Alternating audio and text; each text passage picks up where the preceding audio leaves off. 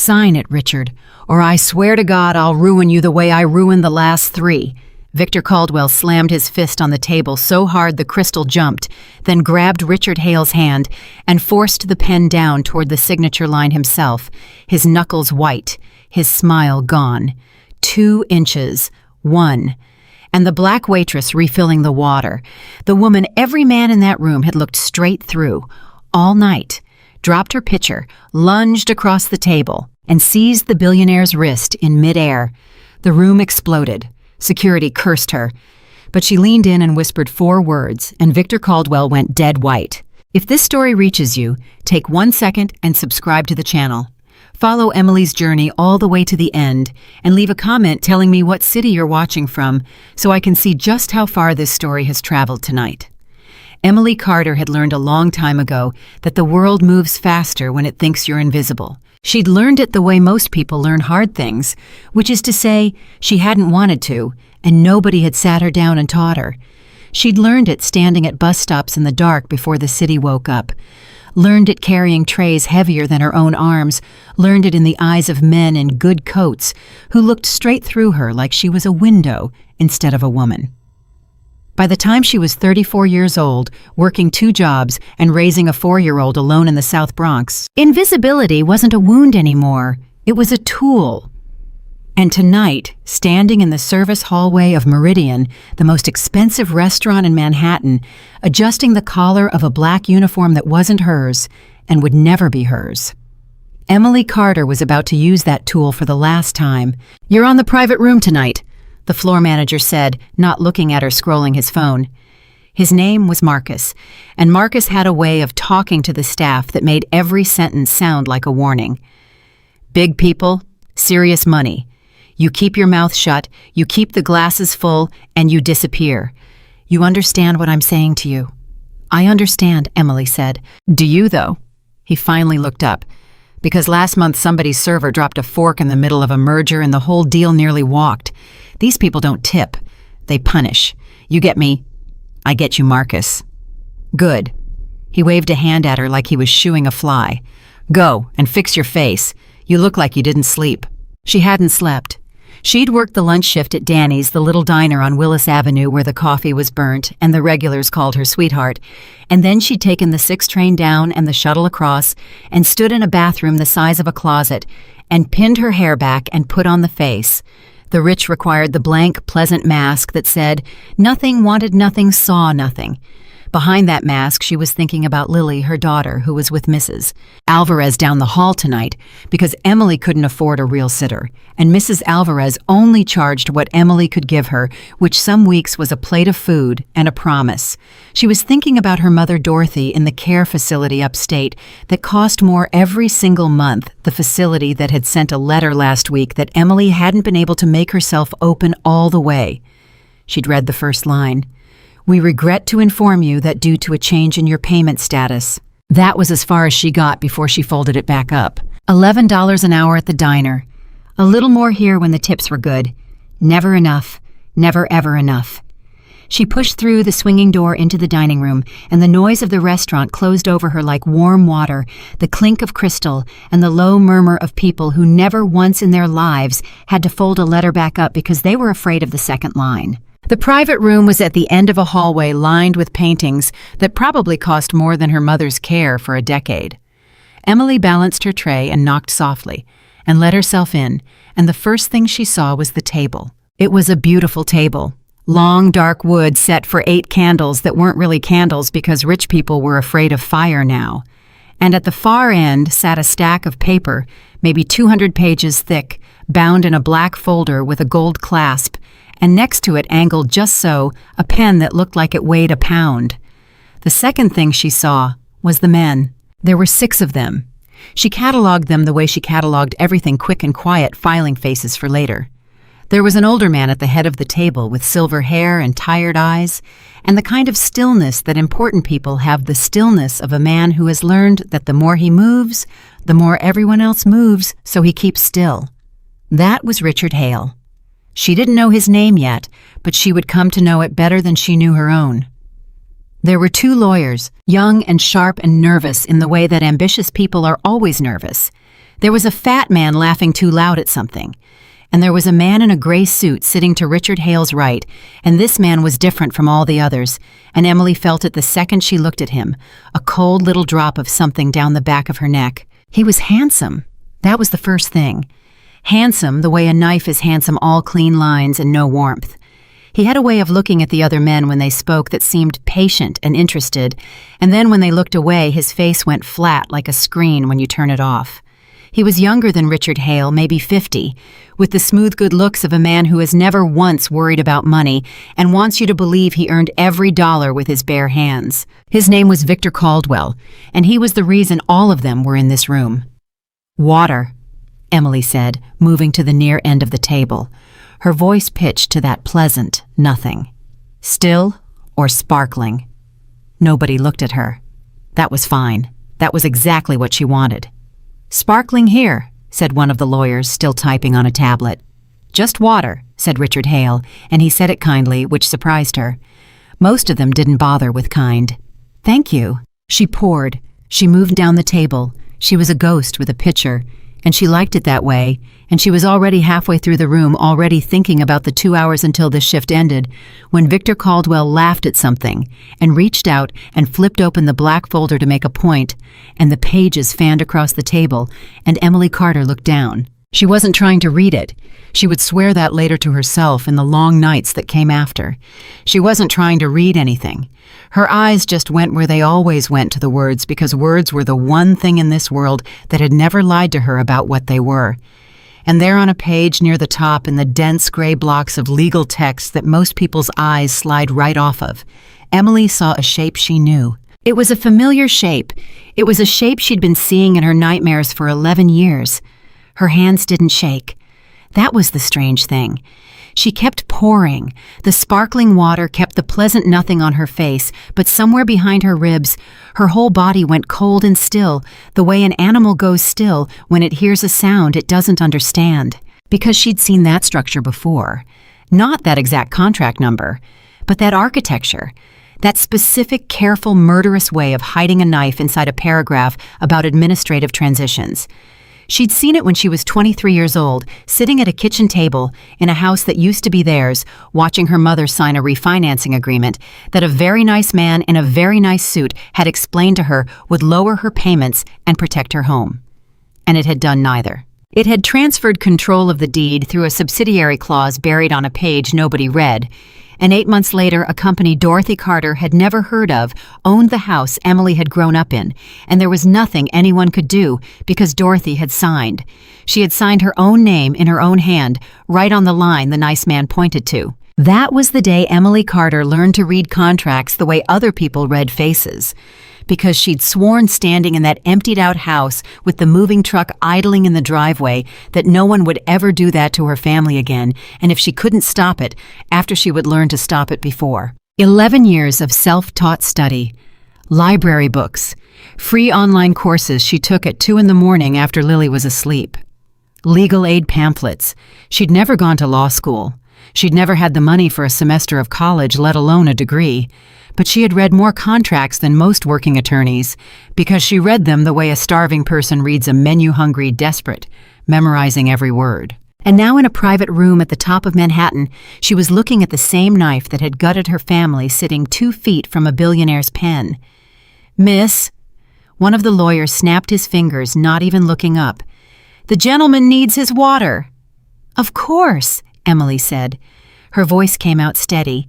She didn't know how. She moved to Victor Caldwell's side and poured, and this close she could smell his cologne, something expensive and cold, and she made the mistake, the small fatal mistake of glancing down at the open page one more time. Page 12. She saw the number in the corner, Section C, and she read the whole clause in the 4 seconds it took to fill a glass, and her stomach dropped straight through the floor of the building because it was worse than she'd thought. It wasn't just a control transfer clause. It was nested. There was a subsidiary named in a way designed to look boring, and that subsidiary had a parent entity referenced only by a code, and if you followed the code, which no one at this table had followed, because why would they? They had lawyers for that. The lawyers had lawyers. The whole point was that no single human being ever read the entire thing straight through. Then the ownership of the merged company on the closing date didn't go to Richard Hale. It went to a shell corporation. And Emily would have bet her daughter's future, would have bet her own life, that if you peeled that shell company open, you'd find Victor Caldwell's fingerprints all over the inside of it. She set the pitcher down on the service cart with a hand that had finally quietly begun to shake. "So," Richard Hale said, and the room went quiet because when Richard Hale spoke, people stopped. "I think we've talked this thing to death, gentlemen. Victor, I have to tell you, when you first brought this to me, I thought you were out of your mind. 2 companies, this different, this fast. But you were right. You've been right about every step of this." "I only ever wanted to build something with you, Richard," Victor said, and his voice was warm, and his face was warm, and Emily, standing 4 feet away, watched his eyes, and saw that his eyes were as flat and cold as the bottom of a lake. "That's all this ever was." "Well," Richard reached out and drew the black folder toward himself. "Then let's build it." He picked up the pen. Emily's whole body screamed at her to move, and every single thing she had ever learned about survival screamed back at her to stand still. This was not her business. This was a room full of the most powerful people in the city, and she was a waitress from the Bronx, an $11 an hour ghost, and if she opened her mouth, she would lose this job, and she needed this job, needed it the way you need air, because there was a letter at home she hadn't finished reading, and a little girl asleep down the hall, and a mother upstate whose care depended on Emily keeping her head down and her mouth shut and disappearing. If she spoke, she lost everything. If she stayed silent, she watched a man walk into the exact same trap that had destroyed her mother, and she said nothing, and she went home and she folded that up inside herself too. Richard Hale uncapped the pen. He turned to the last page. He set the tip to the paper, 2 inches from the signature line. "Richard, wait," Victor said suddenly, and Emily's head snapped toward him. "Before you sign, I just want to say, this is a good thing we're doing. For a lot of people." He smiled around the table. "A lot of families are going to be better off because of what we signed tonight." And that was the thing that broke her. Not the clause, not the fear. That sentence, "a lot of families are going to be better off," because she had heard that exact music before, in a different key in a kitchen 11 years ago, from a different man in a different good suit. And her mother had believed it because her mother was a good person, and good people believe that other people are good too. A lot of families are going to be better off. She could still hear it. She would always hear it. And here it was again, coming out of the mouth of a man who was about to do to a stranger what someone had done to her family. And Emily Carter looked at Richard Hale's pen descending toward the page, and something in her simply finally refused. She stepped forward. "Sir," she said, "don't sign that." For 1 full second, nothing happened. The words hung in the air of that beautiful room like something that had fallen off a shelf and hadn't hit the ground yet. Then, everything happened at once. "Excuse me?" One of the lawyers stood up so fast his chair scraped. "Excuse me, what did you just say?" "Who let her in here?" the fat man barked. Richard Hale had frozen with the pen an inch off the paper, and he was staring at her, and Victor Caldwell had gone very, very still, and Emily saw the exact instant his warm, handsome face turned to ice, saw him look at her, not like a waitress anymore, but like a problem. "I am so sorry, everyone." Marcus, the floor manager, appeared in the doorway like he'd been summoned by the wrongness in the air. He crossed the room in 3 strides and took Emily hard by the arm, his fingers digging in. "I am so sorry, Mr. Hale. This is completely unacceptable. She's new. She's leaving right now." He hissed in her ear, low and vicious. "Are you out of your mind? Move. Move." "Page 12, Emily said. She said it to Richard Hale. She said it right past Marcus, right past the lawyers, right into the silver-haired man's tired eyes. "Page 12, Section C." Richard Hale did not move. "Get her out of here," said the lawyer. "Now," Marcus growled, hauling on her arm. But Richard Hale had not looked away from her, and there was something in his face now that had not been there a moment ago, something old and sharp coming awake behind the tiredness, and he said one word quietly, and it stopped Marcus like a hand on his chest. "Wait." "Sir," Marcus said, "she's just a—" "I said wait." Richard Hale set the pen down. He set it down very carefully next to the folder, and he laced his fingers together on the table, and he looked at Emily Carter like he was seeing her for the first time, which she supposed he was. "What did you say?" "Page 12. "Section C," Emily said. Her voice was shaking now, all of it, but she didn't stop. She'd already jumped off the cliff. There was nothing to do now but fall all the way down. "If you sign this contract, Mr. Hale, you lose everything. Not some of it. All of it." The room erupted again. "This is insane!" The lawyer was pointing at her now, pointing his whole arm like she was a fire. "Richard, this is a waitress! A waitress! I don't know what she thinks she's—" "Victor!" Richard Hale didn't raise his voice. He never once in the whole thing that followed raised his voice, and that was somehow the most frightening part. "Turn to page 12. Victor Caldwell laughed. It was a good laugh, easy, and confused the laugh of a reasonable man, surrounded by unreasonable events. "Richard, come on! You're going to hold up a $200 million deal because the help had too much coffee." He spread his hands. "I've had lawyers, your lawyers, my lawyers. 4 separate firms go through every comma in this thing. It's clean. You know it's clean. We've spent 6 months on this. Then it'll take 10 seconds to prove her wrong." Richard Hale's eyes had not moved from Emily. "Turn to page 12. And Emily watched. She watched the smallest thing. She watched Victor Caldwell's hand, which had been resting easy on the table, close, very slightly. Just the fingers. Just a little. Nobody else saw it, because nobody else at that table had spent 11 years learning to read the truth off of people who were lying. But Emily saw it, and in that half-second, she knew all the way down to the bottom of her soul that she was right. "This is beneath you, Richard," Victor said, still smiling, but the smile had a hairline crack in it now, thin as a thread. "Really, are we going to run a corporate merger by committee with the catering staff?" "Nobody's running anything by anybody." Richard slid the folder 6 inches toward the center of the table. "Page 12, Victor. You brought the deal. You turn the page." Victor Caldwell did not turn the page, and Emily, standing there with Marcus's hand still clamped around her arm, watched the whole room slowly understand that he wasn't going to. "I'll turn it," said the younger lawyer suddenly. He'd gone pale.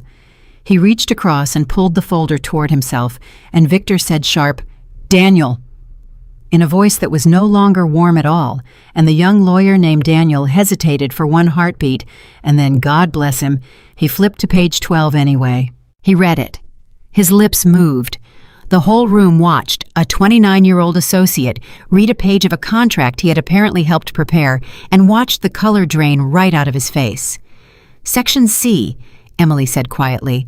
"Read the subsidiary reference, the one that just says the administrating entity. Then read the definition section, Exhibit F, and match the entity code. It's a 6-character code. It looks like a filing number. It isn't." Daniel flipped to the back. His hands were shaking as bad as hers now.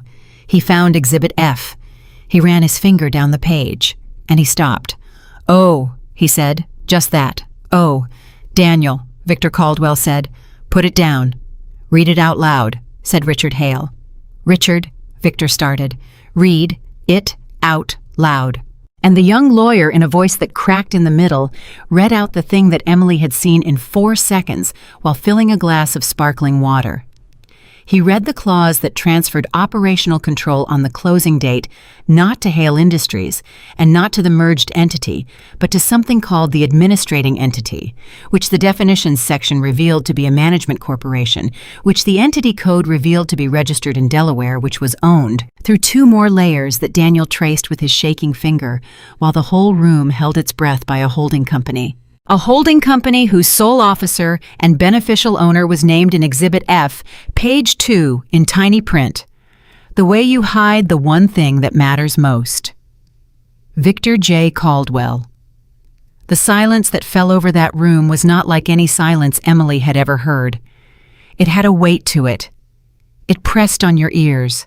"That's not what that says," Victor said, and his voice had changed completely, now gone tight and fast. "That's a management structure. That's completely standard. You put an administrative entity in place during transition to handle operational control," Daniel said, still staring at the page. "Full operational control, board appointments, asset disposition, Everything. He looked up, and he looked like he might be sick. "Victor, this gives you the company. On day 1. This gives you Richard's whole company." "You son of a bitch," said the fat man very softly. Richard Hale had not moved. He was looking at Victor Caldwell, and his tired eyes were not tired anymore, and Emily understood that she was watching a man who had built an empire from nothing, realize that his oldest friend had spent 6 months building a machine to take it away from him. 20 years, Richard said, quietly. "Victor, 20 years. "Richard, listen to me." Victor stood up. He was still trying. That was the astonishing thing about him, and Emily would remember it forever. The way he kept trying even now, the way certain men will keep lying right up until the handcuffs close, because lying is the only language they know. This is a misunderstanding. This is a boilerplate transition mechanism that some junior associate, probably she's a waitress, Richard. A waitress read your contract for you.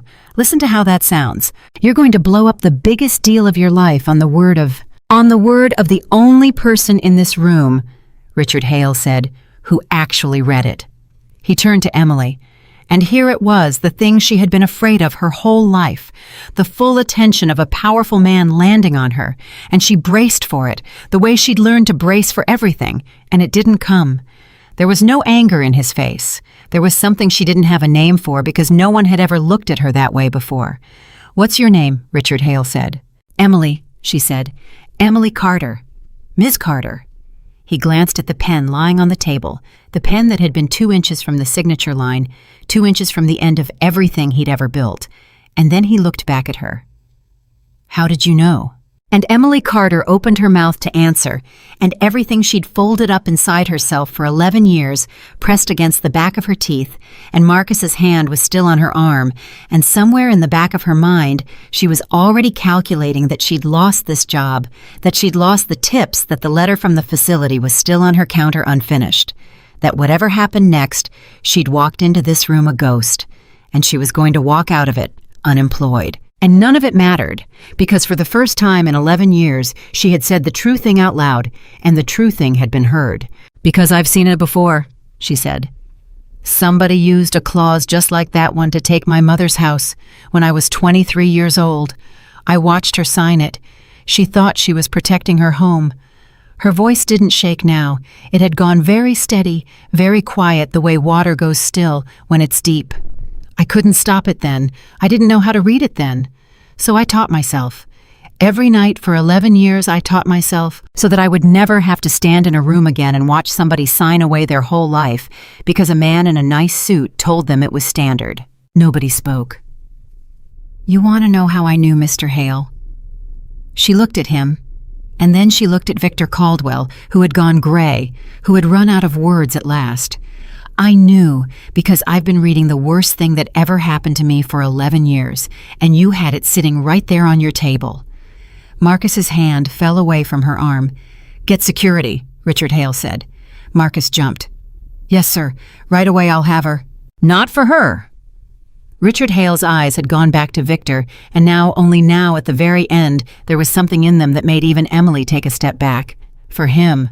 And in the doorway drawn by the noise, a man in a dark suit had appeared, and behind him another, and Emily saw the two of them take in the room, the frozen faces, the open contract, the billionaire on his feet, and she saw Victor Caldwell's eyes dart toward the door and understand all at once that there was nowhere in that beautiful room for him to go. "Richard," Victor said, "Richard, we can talk about this, just you and me. Send them out. Send her out. Let me explain the whole—" "Sit down, Victor." "Richard, sit down." Victor Caldwell sat down, and Emily Carter stood in the middle of the most powerful room in Manhattan, in a uniform that wasn't hers, with a letter she couldn't finish waiting for her at home, and a daughter asleep down the hall in the Bronx, and a mother upstate, whose fate she had just without meaning to tied to the outcome of this night, and she watched the machine she had stopped begin slowly to grind in the other direction. She should have felt afraid. She'd feel afraid later. Right now, standing there watching Richard Hale pick up his phone and say 4 words into it, "Get me the police." Emily Carter felt something she had not felt in 11 years. She felt seen. Marcus was staring at her like she'd grown a second head. The lawyers were talking over each other. The fat man was on his feet, jabbing his finger at Victor, calling him names Emily wouldn't have said in front of Lily. And Victor Caldwell sat very still in his chair at the head of a $200 million table, and he looked across all of it at the waitress who had ended him, and he smiled. It was a terrible smile. "You have no idea," he said to her softly, so only she could hear it under the noise, "what you just cost yourself." And Emily Carter, 34 years old, 2 jobs, $11 an hour, mother of 1 daughter of a woman who signed on the line, a nice man pointed to, looked right back at him. "No," she said, "but I know what I just saved." Richard Hale hung up the phone. "They're on their way," he said to the room, but he was looking at Emily. "Miss Carter, I need you to stay. I need you to walk my legal team through every page of this document, every clause, everything you saw. Can you do that?" Marcus made a strangled sound. "Sir, she can't. She's on the clock. She's not authorized to—" "She's authorized!" Richard Hale didn't even look at him. "As of right now, she is the most authorized person in this building." His eyes stayed on Emily, and they had gone gentle again, gentle and sharp, all at once, the eyes of a man who has just been shown the edge he almost stepped off of. "Miss Carter, will you stay?" And Emily thought about the diner and the lunch shift tomorrow, and the tips she was losing right now, and the letter on the counter, and she thought about her mother's face 11 years ago, watching a nice man point to a line, and she thought about Lily, 4 years old, asleep, who would grow up in a world where her mother had at least once stood up in a room full of powerful people and refused to fold the true thing back up. "Yes," Emily Carter said, "I'll stay." She didn't know yet that Victor Caldwell had done this 4 times before. She didn't know about the other companies, the other empires, the other men who had signed on the line he pointed to. She didn't know that in 3 hours she'd be sitting in a conference room upstairs with the whole legal team tracing shell companies across a whiteboard while a detective took notes, or that by midnight her name would be in an email that reached the desk of every executive in the building. She didn't know that Marcus would fire her before the night was even over, or that being fired would turn out to be the least important thing that happened to her all year. She didn't know that Richard Hale was going to come find her weeks later in a diner on Willis Avenue and change the entire shape of her life. She didn't know any of that yet. All she knew, standing in that room while the sirens began far away and getting closer, was that for 11 years she had been invisible, and that invisibility had taught her to see, and that tonight, for the first time, what she saw had been enough. She looked down at the contract on the table. Page 12. Section C. The knife that had killed her family sitting exposed now in the light, harmless scene. "Mr. Hale," she said, "before your lawyers get here, there's something you should know about the man who wrote this." Richard Hale pulled out a chair. "Sit down, Miss Carter," he said.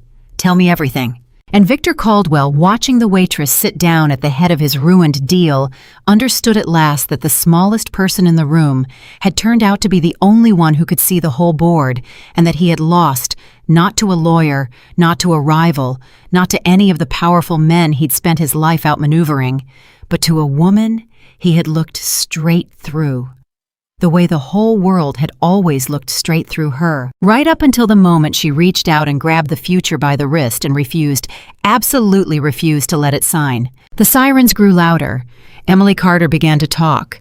And in a cramped apartment in the South Bronx, a 4-year-old girl slept soundly, not knowing that 80 blocks south in a room full of crystal and gold, her mother had just stopped being invisible forever. The sirens were still 3 blocks out when Victor Caldwell made his move. He stood up so fast his chair went over backward, and he had his phone in his hand, thumb already flying across the screen, and one of the young lawyers, the one named Daniel, said, "Victor, what are you doing?" in a voice that had climbed half an octave. "I'm calling my attorney," Victor said, "because this is defamation. This is slander in front of witnesses. This woman—" He didn't even look at Emily. He pointed at her without looking the way you'd point at a stain. "Has cost this deal, and when my people are done, she'll be paying for it for the rest of her natural life. And so will you, Richard, for letting the caterer run your legal review." "Put the phone down, Victor." "I will not put the phone down." "Put it down." Richard Hale hadn't raised his voice once, and he didn't now, but there was iron under it, and the whole room felt it. Because if you call anybody right now, the only thing you're going to accomplish is telling them where you are when the police walk in. And they are walking in. You hear that? Everybody heard it. The sirens had turned onto the block. Victor's thumb stopped moving. And Emily watched something happen to his face that she would think about for a long time afterward. She watched the mask come off. Not all at once. It came off in pieces. First the warmth went, then the confusion, then the wounded reasonableness, layer after layer, peeling away until what was left underneath was just a man doing arithmetic. Cold, fast arithmetic. How much do they know? How fast can I move? Who in this room can I still turn? Daniel, Victor said, and his voice had gone soft and friendly again, but it was a different friendly now, a hungry friendly. You've worked for me 2 years. You know me. You know I would never— Stop talking to him. Richard Hale said it flat. Daniel, come stand over here.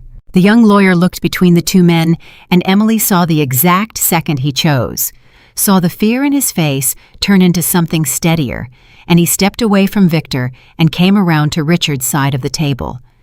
That's a mistake, Daniel, Victor said quietly. That's the biggest mistake of your career. No, Daniel said, and his voice cracked, but he said it anyway. The biggest mistake of my career was helping you write page 12, and I didn't even know I was doing it. Did I? Victor didn't answer. Did I, Victor? Daniel's voice rose. You had me draft the transition language. You had me build the Exhibit F definitions in 3 separate documents so nobody would put them together. You used me. You used me to build the thing that— Daniel. That steals the whole company. Daniel turned to Richard, and now he was talking fast, spilling it like a man emptying his pockets before he gets searched. Mr. Hale, I swear to God, I swear on my mother, I did not know. He siloed everybody. My whole team, we each had a piece. Nobody had the whole thing. That's how he did it. That's how nobody caught it. Except one person caught it, Richard said. And he looked at Emily. And that was the moment the door opened, and 2 uniformed officers walked in, followed by a third man in a rumpled sport coat who did not look like he belonged in a room this expensive and did not seem to care. Somebody call about a fraud in progress, the man in the sport coat said. I did. Richard Hale stood. Richard Hale, this is my building, or the top floor of it is tonight. And that man— he nodded at Victor— just tried to steal my company out from under me in front of 6 witnesses. The detective's eyes moved around the room, slow taking everybody in, and they landed on Emily, last in her waitress uniform, standing where she didn't belong, and something in his expression flickered. And who are you? He said. Emily Carter. She lifted her chin.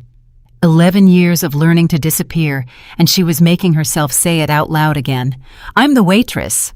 The detective looked at her a beat longer than he needed to. The waitress.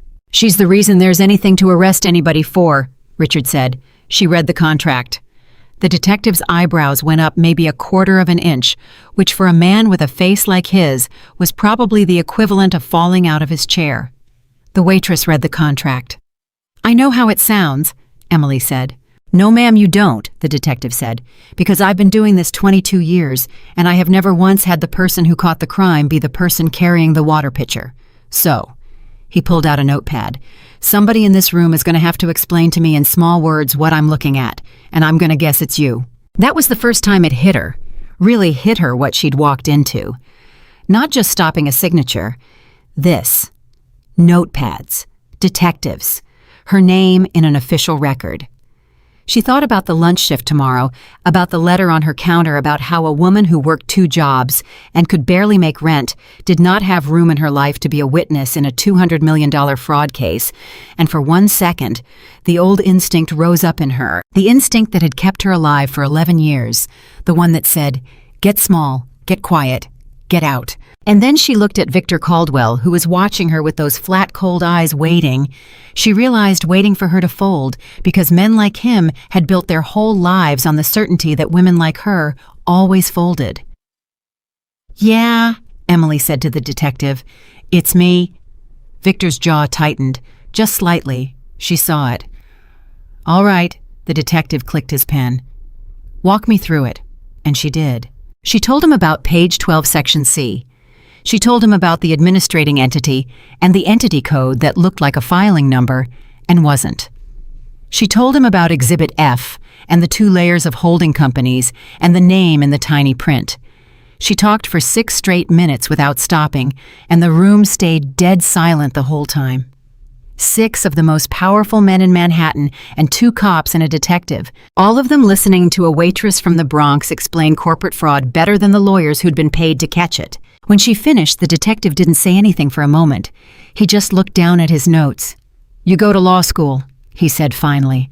"No." "Business school?" "No." "Where'd you learn to read a contract like that?"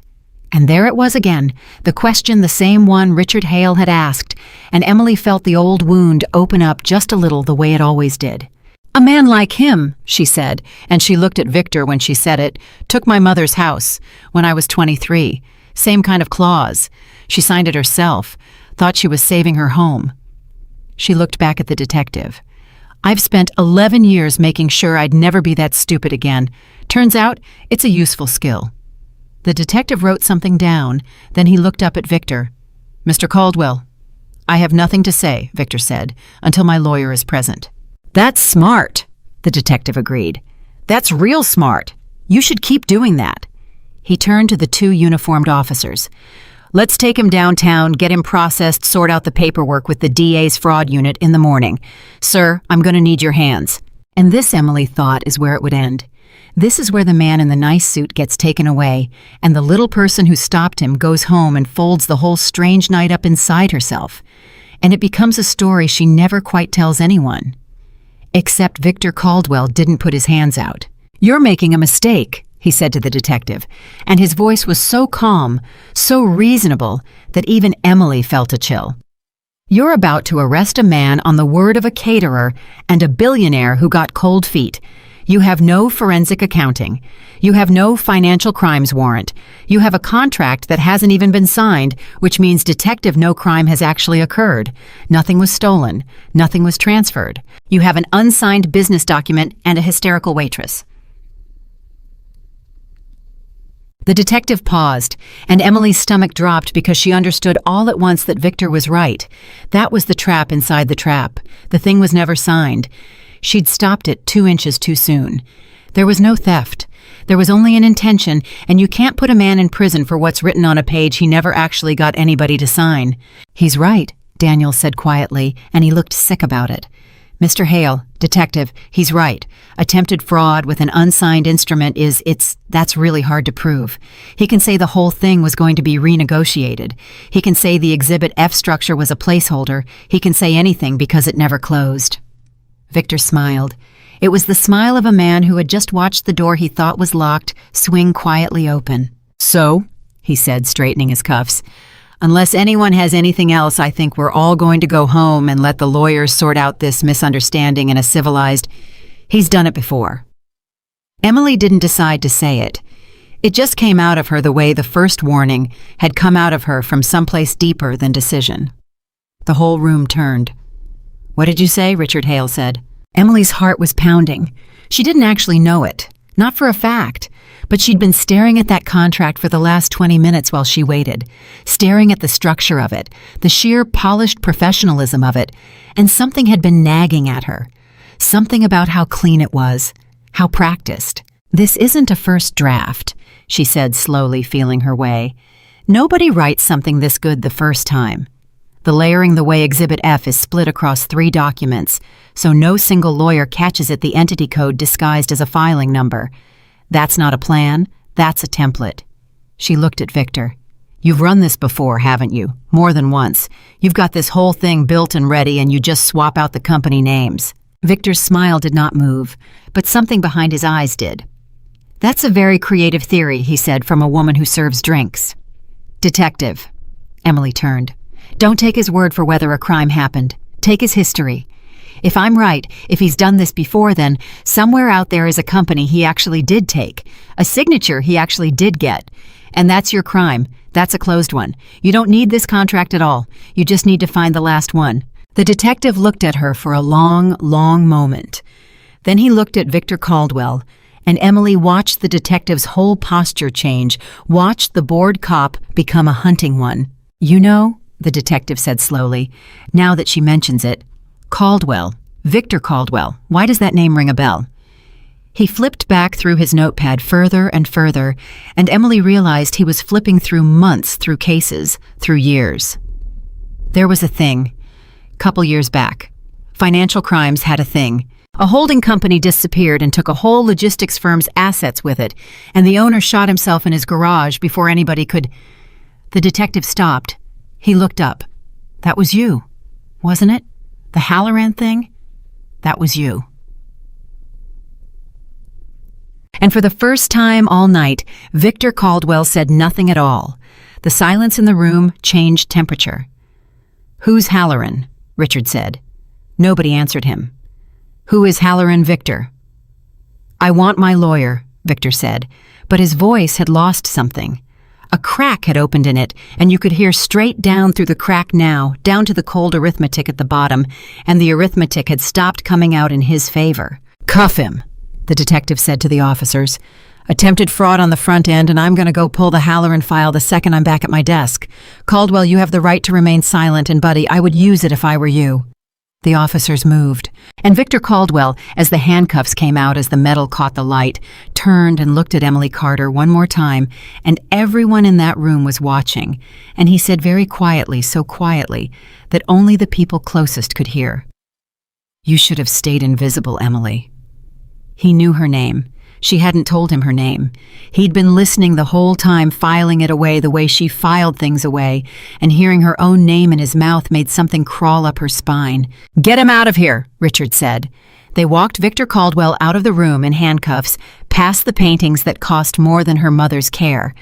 And the last Emily saw of him that night was the back of his gray suit disappearing through the door, and even then, even cuffed, even caught, he was walking like a man who had somewhere better to be. The door closed, and the room let out a breath it had been holding for 20 minutes. "Okay," the fat man said, sitting down hard. "Okay, somebody get me a drink. A real one. Emily, right, Emily? You want a drink? Get this woman a drink." "I'm working," Emily said automatically, and then heard how insane it sounded, and a few of the men actually laughed, a shaky, relieved kind of laughter, the laughter of people who have just stepped back from a ledge. "You're not working," Richard Hale said. "Not tonight. Ms. Carter, I need you upstairs.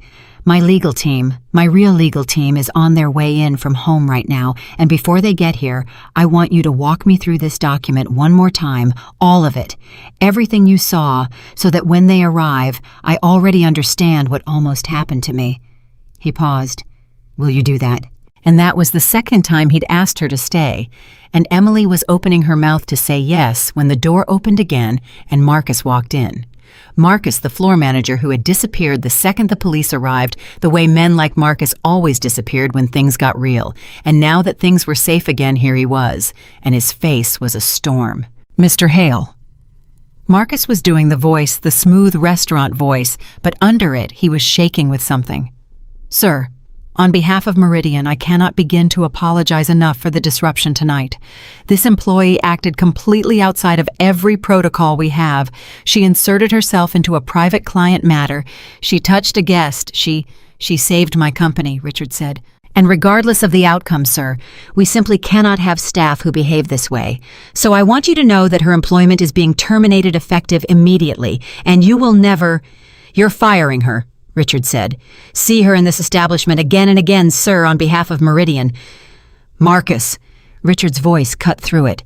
"That's your name, Marcus." "Yes, sir." "You're firing the person who just stopped a $200 million theft in your dining room." Marcus hesitated. Emily watched him try to find the version of this that made him look good and come up empty. "Sir, with respect, she violated..." "I heard you." Richard Hale looked at Marcus for a long moment, and it was the same look he'd given Victor, the look of a man deciding exactly how little he thought of someone. "You know what I noticed tonight, Marcus? When that man," he pointed at the door Victor had gone through, "was 2 inches from taking everything I own, you weren't in the room. And when this woman stopped him, you showed up to drag her out by the arm. And now that it's safe, now that the cameras are basically rolling, you're back to fire her." He shook his head slowly. "You've got a real talent for showing up at exactly the wrong moment." Marcus's face went red. "Sir, I'm just doing my—" "Fire her then," Richard shrugged. "It's your restaurant. Do whatever you want. But understand something. When she walks out of here tonight, she's coming to work for me. So all you've done is save me the trouble of poaching her." He turned away from Marcus, like the man had stopped existing. "Miss Carter, upstairs. Now, if you're willing. Now." And Emily stood there, and it was too much, all of it coming too fast. She had walked into this room 90 minutes ago as a ghost with a water pitcher, and now a billionaire was offering her a job, and a manager was firing her, and a man was going to prison. And somewhere out there was somebody named Halloran who had shot himself in a garage, and it was all connected to her.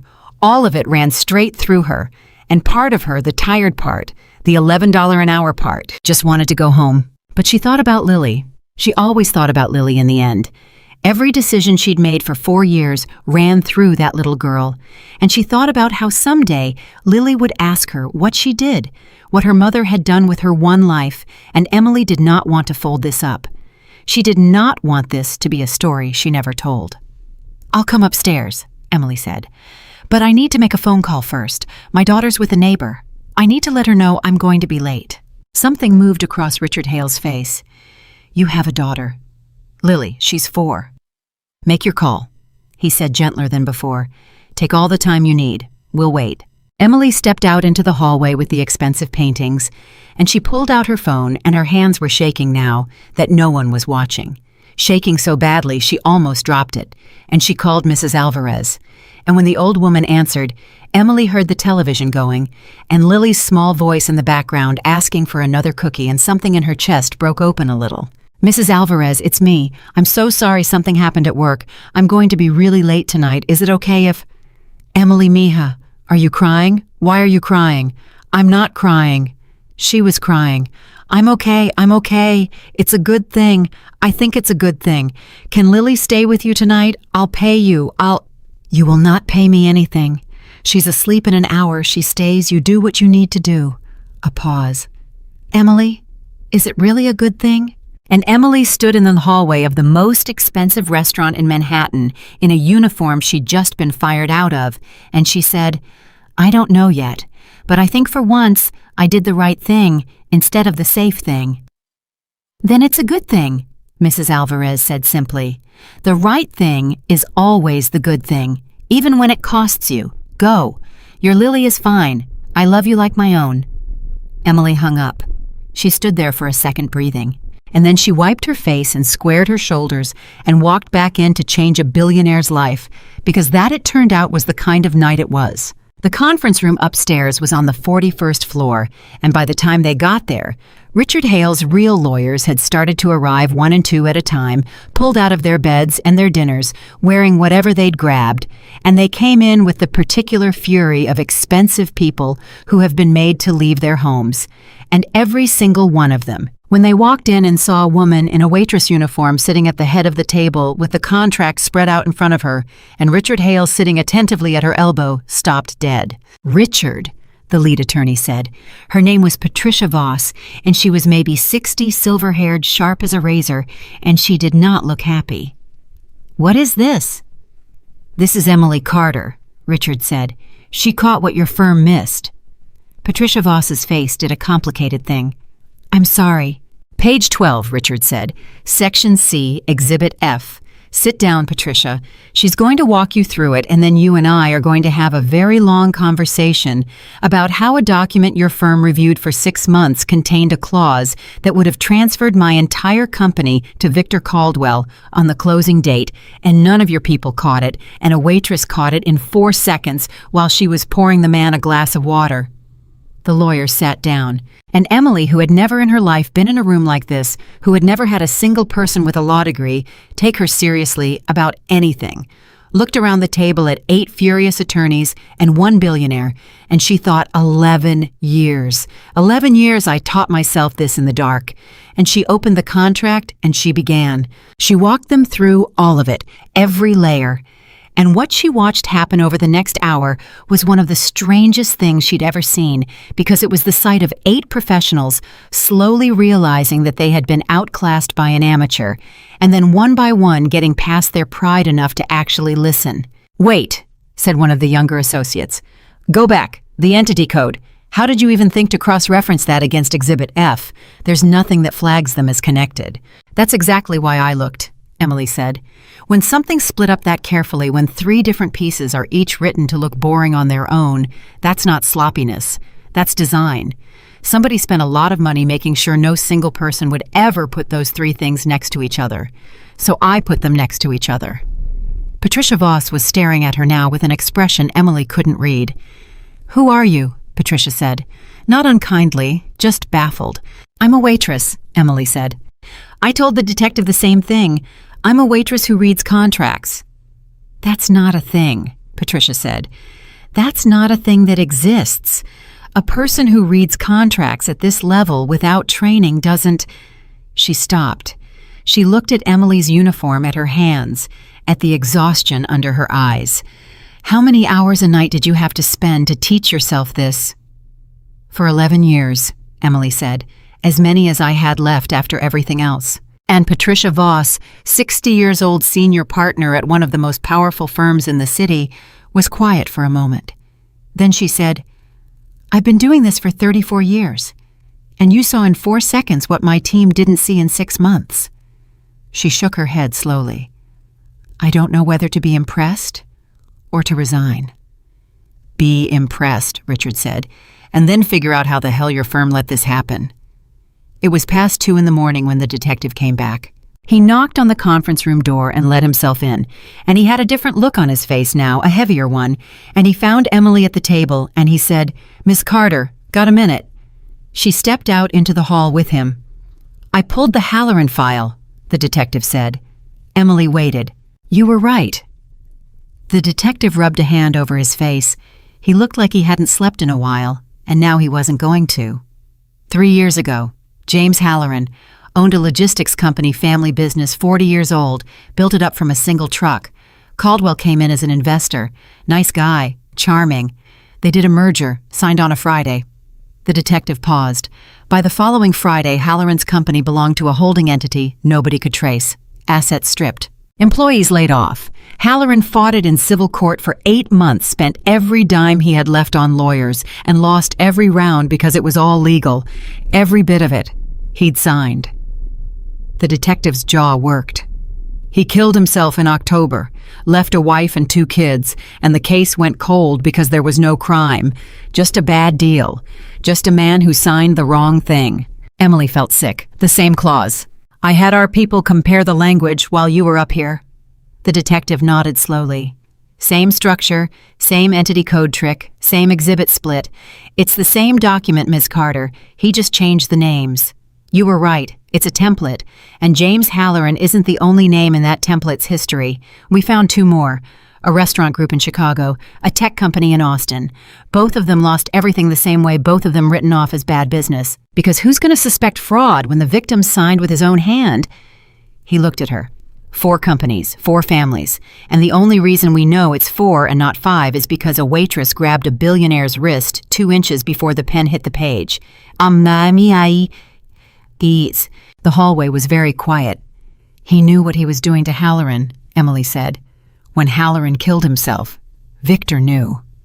"He knew," the detective said. "And 3 months later he started building the file that would have done the same thing to Mr. Hale." Emily thought about Victor Caldwell's flat, cold eyes. She thought about a lot of families are going to be better off. She thought about a man in a garage in October. "You okay?" the detective said. "No," Emily said honestly, "but I don't think I'm supposed to be." The detective almost smiled. "For what it's worth, Miss Carter, in 22 years, I've watched a lot of people walk past a lot of things they could have stopped, because it wasn't their business, because it was safer not to. You're the first person I've ever met who grabbed the wrist." He put his notepad away. "I'm going to need you to come in and give a formal statement. Probably testify eventually if the DA runs with the Halloran connection, which she will. Because this is the kind of case that makes careers. You understand what you're signing up for. This isn't over tonight. This could go on for a year, maybe more." And there it was. The cost. The thing Victor had promised her. You have no idea what you just cost yourself. A year, maybe more. Statements and testimony and lawyers, and a powerful family's fury aimed straight at a woman who could barely make rent. She thought about all the reasons to say no. There were so many reasons to say no. "I'll come in," Emily said, "whenever you need me." "You sure?" "James Halloran didn't get to grab anybody's wrist," Emily said. "The least I can do is finish it for him." The detective looked at her for a second, and then he nodded once like she'd passed a test he hadn't told her she was taking, and he gave her his card and told her to get some sleep, and left. Emily stood alone in the hallway on the 41st floor, and then Richard Hale was in the doorway. "You heard that," she said. "Some of it." He came out and stood beside her, and for a while neither of them said anything. Two people who had almost lost everything tonight, standing 41 floors above a city that had never once looked at either of them the way they were about to be looked at now. "4 companies," he said finally. "4 families," Emily said. "And I would have been the 5th. Richard Hale let out a long breath. "You know what I keep thinking about? I keep thinking about how many times tonight I almost signed. Victor said something clever. I picked up the pen. My lawyer said it was clean. I picked up the pen. He put his hand over mine at the end there. Did you see that he actually put his hand over mine to guide the pen down? And even then, some part of me was going to let him, because he was my friend for 20 years, and it never once occurred to me that a friend could do this." He turned to look at her. Everybody in that room had every reason to trust that contract. The only person who had a reason to be suspicious was the one person nobody was paying to look at it. "That's usually how it works," Emily said quietly. "The people with the most to lose are the ones who never see it coming, because they've never had it taken from them before." She looked at her hands. "My mother trusted the man who took our house. She made him coffee. She thought he was helping." "What happened to your mother?" And Emily hadn't meant to tell him. She'd meant to keep it folded up the way she kept everything folded up. But it was 2 a.m, and she'd been awake for 20 hours, and she'd just relived the worst day of her life a dozen times in that conference room, and it came out of her. "She lost the house and she lost herself with it," Emily said. "Something in her it broke. She'd worked her whole life for that house, cleaned other people's houses to pay for her own, and a man in a nice suit took it in 8 months with a piece of paper, and she never got over it. She's in a care facility upstate now, early onset dementia, the doctors say, but I think part of it started that day. I think part of her just decided to stop being here after that." Emily's voice was steady, but her eyes were not.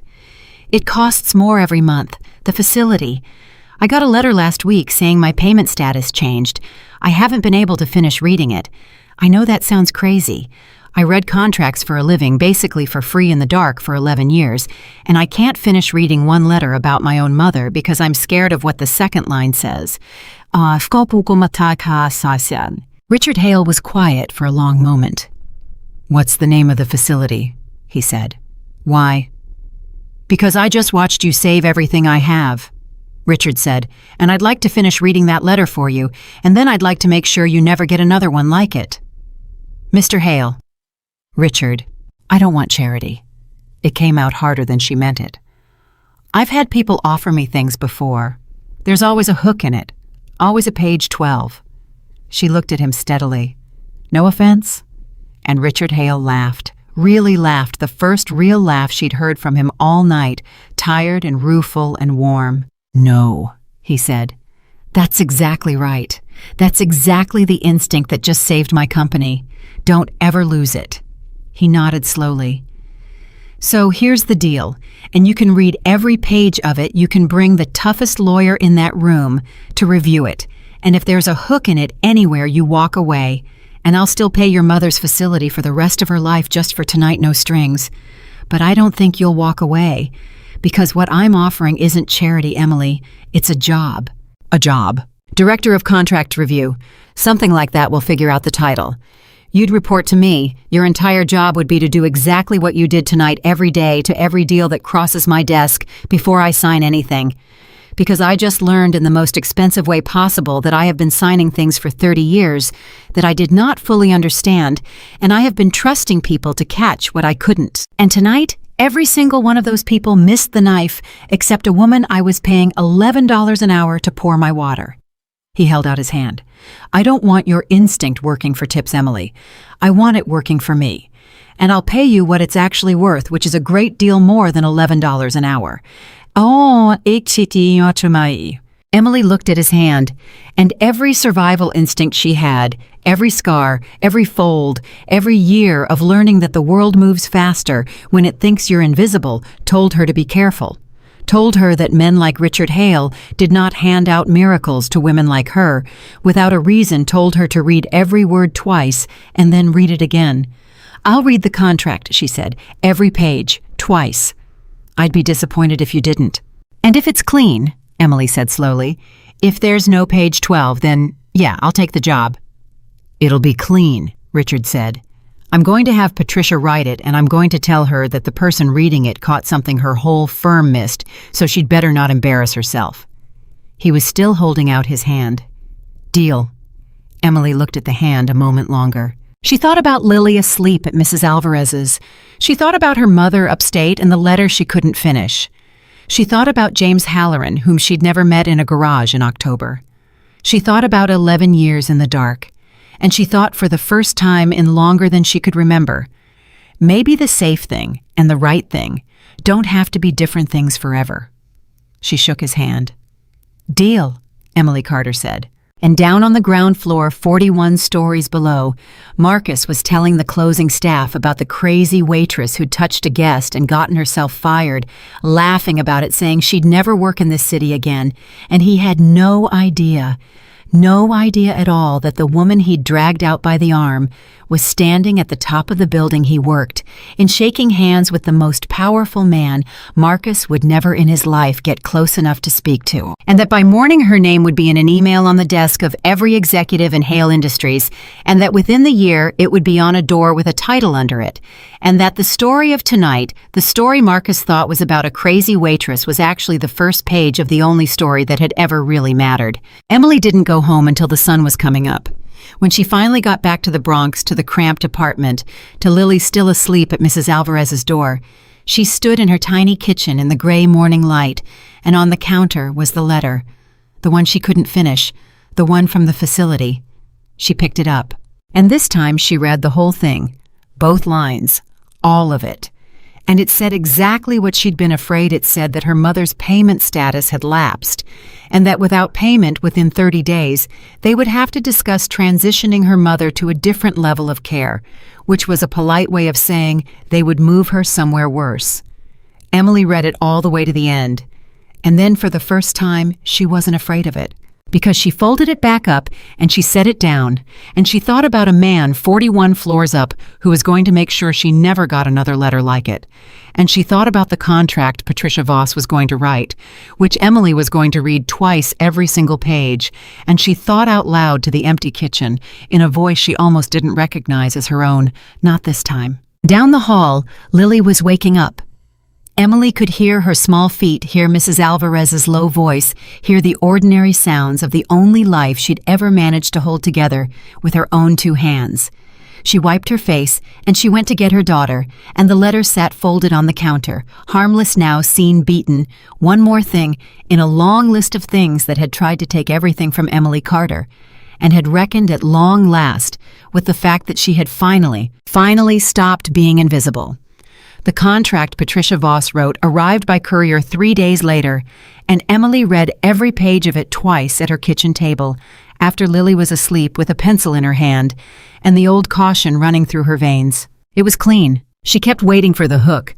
She read the compensation section 4 times, sure there'd be a clawback clause, a non-compete that owned her for life, some quiet paragraph that turned the gift into a trap. There was nothing. The salary was a number she had to read twice because she thought she'd miscounted the zeros. There was health insurance that would cover Lily. There was a signing bonus large enough to pay her mother's facility current, and then some. And on page 9 in plain language, there was a single clause she read 3 times, not because she distrusted it, but because she couldn't quite believe it, a clause that said the company would assume the outstanding balance and ongoing costs of care for one Dorothy Carter effective immediately. Emily set the contract down, and she did something she had not done in 11 years. She put her head down on her own kitchen table and she cried, not the quiet, controlled crying she'd learned to do, so no one would hear but the real thing, the ugly kind, the kind that comes out of a person who has been holding a door shut with her whole body for so long that she'd forgotten what it felt like to let go of it. The next morning, she signed it, and she made sure Lily watched her do it. "What's that, Mama?" the little girl asked, climbing up on the chair beside her. "It's a contract, baby." "What's a contract?" Emily thought about how to say it. "It's a promise people write down so they can't lie about it later." She signed her name slow and careful, the way her mother had once signed hers at a different table with a very different man watching. "And this one's a good one. I read every word. Twice." "You always read every word twice," Lily said, with the profound weariness only a 4-year-old can bring to a familiar complaint. "Yeah," Emily said, and she pulled her daughter into her lap. "I do, and someday I'm going to tell you why." She started at Hale Industries the following Monday. The first week was harder than any double shift she'd ever worked, but not because of the work. The work she could do. The work she'd been training for in the dark for 11 years without knowing it. What was hard was the looks. Because everyone knew. The story had gone through the building like fire. The waitress, the one who caught Caldwell. And Emily walked into that place of glass and steel in the one good outfit she owned, and she felt 300 pairs of eyes decide about her before she'd said a single word, and she knew exactly what they were deciding because she'd been decided about her whole life. She's not one of us. She got lucky. She doesn't belong here. Patricia Voss found her in the break room on the second day, standing alone by the coffee machine, and Emily braced herself because Patricia was one of the ones who had the most reason to resent her. Emily had made Patricia's entire firm look incompetent in front of their biggest client. "You're getting the stares," Patricia said. It wasn't a question. "I'm used to it," Emily said. "No," Patricia said. "You're used to being invisible. This is the opposite of that, and it's worse, and don't pretend it isn't." She poured herself a coffee. "You want to know what they're all waiting for? They're waiting for you to fail. Because if a waitress with no degree can walk in here and do this job, then what does that say about the rest of us who spent 3 years and $200,000 learning it? You're not a person to them yet. You're a threat to a story they've been telling themselves about why they deserve to be here." Emily looked at her. "Why are you telling me this?" "Because I spent 34 years being the only woman in rooms full of men who were waiting for me to fail," Patricia said. "And nobody told me any of this. I had to learn it the hard way, and it nearly broke me twice." She took a sip of her coffee. "You caught something my whole firm missed, that either makes you my enemy or my project. I've decided you're my project. So here's your first lesson, and it's free. Don't try to make them like you. You'll waste all your energy on it, and it won't work. Just be so good they can't afford to get rid of you. Liking comes later, or it doesn't. But safety comes from being undeniable." She set down her cup. "Now, there's a contract on your desk that came in this morning, a supplier agreement, 40 pages, and I want you to tell me by end of day whether we should sign it. Not the legal team, you. Let's find out if the first night was a fluke." It wasn't a fluke. Emily found 2 problems in the supplier agreement by lunch. One was minor, a payment terms issue that would have cost the company a little money. The other was not minor. It was a liability shifting clause buried in an indemnification paragraph that would have made Hale Industries responsible for defects in materials they didn't manufacture and couldn't inspect. It wasn't fraud, exactly. It was just aggressive.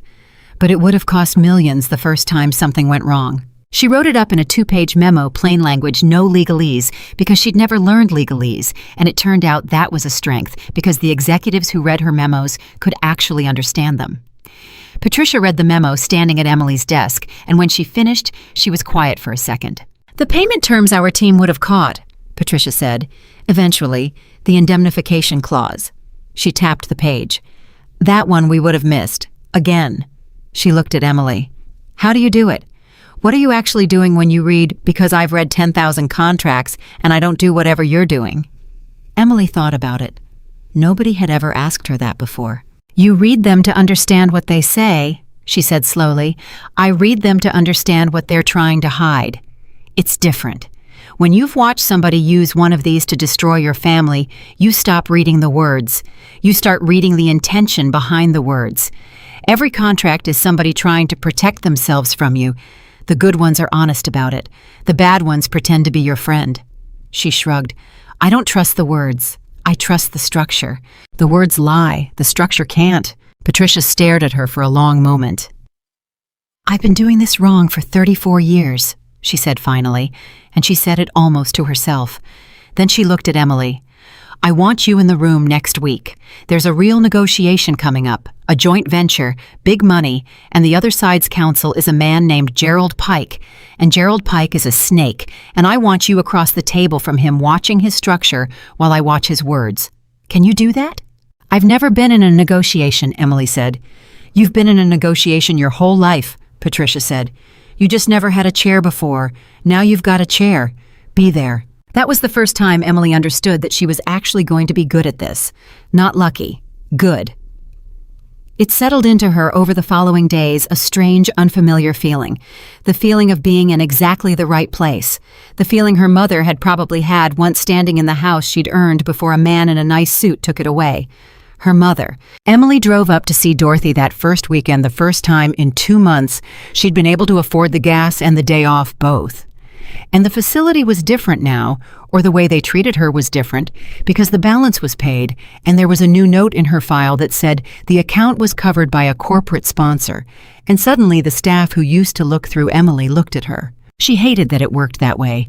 She noted it the way she noted everything. The world moves faster when it thinks you matter.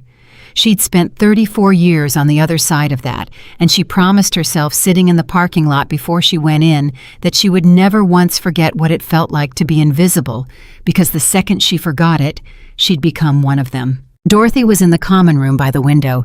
She was having a good day, the nurse said, which meant she knew who Emily was for most of the visit, which was not always the case anymore.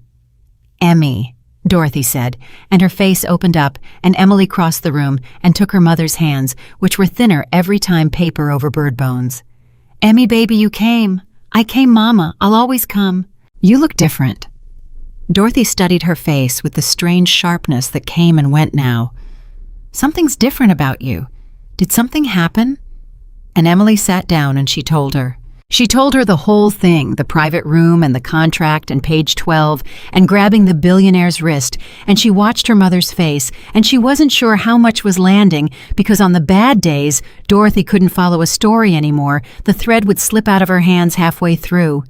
But this was a good day, and Dorothy followed all of it. And when Emily got to the part about the clause about the transfer of control structure hidden in the subsidiary, Dorothy's hands tightened on hers, and something moved behind the old woman's eyes, something that had been sleeping a long time. "That's it," Dorothy whispered. "That's the thing. That's the thing they did to us." "I know, Mama. He was so nice." Dorothy was looking somewhere far away now, somewhere 11 years back. "The man. He brought me flowers, Emmy. He sat at my table, and he told me he was going to protect my house. And I believed him because why would a person lie about a thing like that? Why would you sit in a woman's kitchen and drink her coffee and lie straight to her face?" Her voice cracked. "I signed it. I signed away my own house, and I thanked him for it. I thanked him, Emmy. Mama, that wasn't your fault. He designed it so you couldn't—" "I know it wasn't my fault." Dorothy's eyes came back sharp and clear, and present in a way Emily hadn't seen in a year. "That's not what I'm crying about. I'm crying because you—" She reached up and touched Emily's face. "You watched me lose everything. You were just a girl, and instead of it breaking you, you went and learned how to stop it. For 11 years, in the dark, so it would never happen to anybody else." Tears were running down the deep lines of her face. "You grabbed his wrist. Emmy, you grabbed the wrist of the thing that ate us alive. Do you know what that means? Do you know what you did?" "I stopped one deal, Mama." "You broke the curse," Dorothy said fiercely. "You broke it. It ends with you. It doesn't get to keep happening to people just because it happened to us. You made sure of that." She pulled Emily's forehead down to her own. "I'm so proud of you, I can't hardly breathe." And Emily Carter, who had held a door shut with her whole body for 11 years, let her mother hold her, and for a little while in a common room by a window, neither of them was invisible to anyone at all. The trial preparation started in earnest that spring. The Manhattan DA's office had run with the Halloran connection exactly like the detective said they would, and it had grown into something much bigger than Emily ever imagined. 4 companies had become 6 as the financial crimes unit dug deeper. 6 families. A tech founder in Austin who'd lost his company and his marriage. A restaurant group in Chicago whose owner had fled the country to escape the debts Victor's shell structures had loaded onto him. And James Halloran in the garage in October, whose widow, a woman named Karen, was going to testify, and whom Emily met for the first time in a windowless conference room at the DA's office on a Tuesday afternoon. Emily had been dreading it. She didn't know what to say to a woman whose husband had died because of a contract, a woman who would look at Emily and think, "Why couldn't you have grabbed his wrist 3 years ago before my James signed?" But that wasn't what happened. Karen Halloran was small and tired, and she had 2 kids waiting at home with their grandmother. And when she walked into that conference room, and the assistant DA introduced her to Emily as the witness who'd stopped Caldwell, Karen Halloran stopped dead. And then she crossed the room, and she took Emily's face in both her hands, and she said in a voice that shook, "You're the one. You're the one who caught him.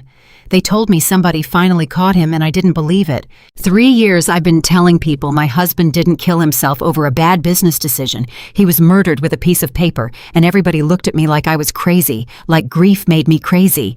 And now," her voice broke, "now there's going to be a trial, because of you. My James gets his day in court 3 years too late, but he gets it because a waitress read a contract." "I'm so sorry," Emily said. "I'm so sorry I wasn't there for James." "Don't." Karen shook her head hard. "Don't you dare carry that. You didn't know him. You didn't owe us anything. You could have kept your mouth shut and gone home, and nobody would have ever blamed you. Nobody would have ever even known." She wiped her face. "But you didn't. You saw it and you grabbed his wrist. And now my kids are going to grow up knowing their father was right. He wasn't a failure. He wasn't a man who ruined his family with a bad deal. He was a man who got robbed by a professional, and the professional got caught." She squeezed Emily's hands. "That's everything. Do you understand? That's everything to us." Emily did understand. She understood better than almost anyone alive. Because that was the exact thing she'd wanted for her own mother all those years and had never been able to get. Vindication. The record set straight. It wasn't your fault. You didn't fail. You were robbed. "We're going to win," Emily said. "I've read everything they have. I've read Victor's whole template 6 ways. He was so good at hiding it that he did the same thing every time, and that's going to be what convicts him, because it's a pattern and juries understand patterns. He built a machine to rob people, and the machine has his fingerprints on every single one of them." She held Karen's gaze. "We're going to win. James is going to get his day." But it was not going to be that simple, and Emily found that out a week before the trial when the phone rang. She was at her desk, 41 floors up, 3 deals deep into a Tuesday, when the front desk called and said there was a man in the lobby asking for her by name, no appointment, and something in the receptionist's voice made Emily's neck prickle. "Did he give a name? Name?" "He said." The receptionist hesitated. "He said to tell you Victor sent him. He said you'd want to hear what he has to say." Emily's whole body went cold. Victor Caldwell was out on bail. She knew that. His lawyers had posted an enormous bond, and a judge had let him walk with an ankle monitor and a surrendered passport, and the thought of it had kept Emily up more nights than she'd admit. But Victor couldn't come here. Victor's bail conditions specifically barred him from contacting witnesses, which was why he'd sent someone else. "Don't let him up," Emily said. "I'll come down." "Emily," the receptionist said, "should I call security?" Emily thought about it, and she thought about how many times in her life she'd made herself small, made herself quiet, gotten out. And she thought, no, not anymore. "Have security in the lobby," she said, "but I want to hear what he has to say. Sometimes the thing they most want you not to hear is the thing you most need to know." She took the elevator down.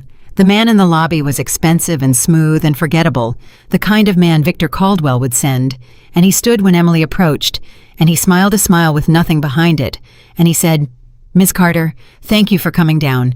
I represent a party with an interest in the upcoming proceedings, and I've been asked to convey a proposal." "Convey it," Emily said. "My client is prepared to be very generous." The man's voice was low and pleasant. "In recognition of the difficult position you've found yourself in, He understands you have a daughter. He understands you have a mother in a care facility whose situation is, shall we say, precarious. Corporate sponsorships can be withdrawn. Jobs can end. And a witness whose testimony becomes uncertain, whose memory of certain details becomes hazy, well, such a witness could find herself very comfortable, very secure, for a very long time. He let it sit. My client is thinking of a number with quite a few zeros in it, Miss Carter. Enough that you'd never have to grab another wrist as long as you live. And there it was, the oldest clause in the world. The page 12 of Emily Carter's own life. She looked at the smooth, forgettable man, and she felt the fear rise up. Real fear, because he'd named the exact things that could break her. Lily, her mother, the job, and Victor knew those were the pressure points because Victor made a living finding the exact place where a person could be broken. And for 1 second, one honest second, Emily Carter felt the pull of it. Enough money that she'd never be afraid again.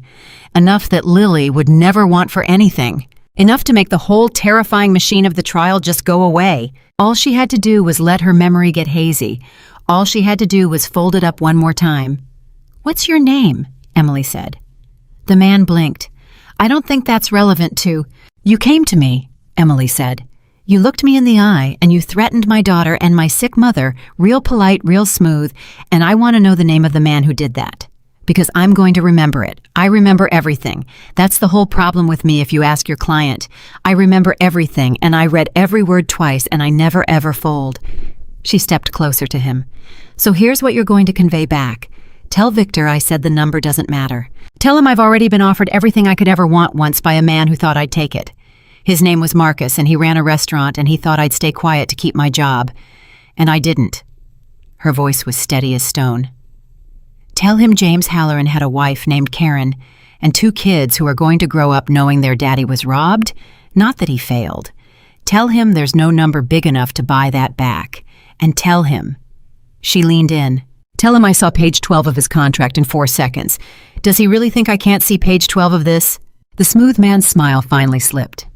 "You're making a mistake," he said, which was of course exactly what Victor had said, because they were all reading from the same template. All of them, the whole cursed lineage of men in nice suits who thought the world was a thing they could sign away from the people too small to stop them. "No," Emily said. "I'm making a memory, a real clear one. And you know what I'm going to do with it. I'm going to walk back upstairs and I'm going to write down every single word you just said to me, the date, the time, your face, all of it. And I'm going to hand it to the assistant DA because attempting to bribe and threaten a witness is a whole new crime, and your client just handed me the rope to hang him twice." She smiled, and it was not a warm smile. "Thank you for coming. Security's going to walk you out. Watch your step." She turned and walked to the elevator, and she did not look back, and she did not let her hands shake until the doors closed, and then she let them shake all the way up 41 floors, and by the time the doors opened again, she had it all under control. Every word he'd said locked down in her memory exactly.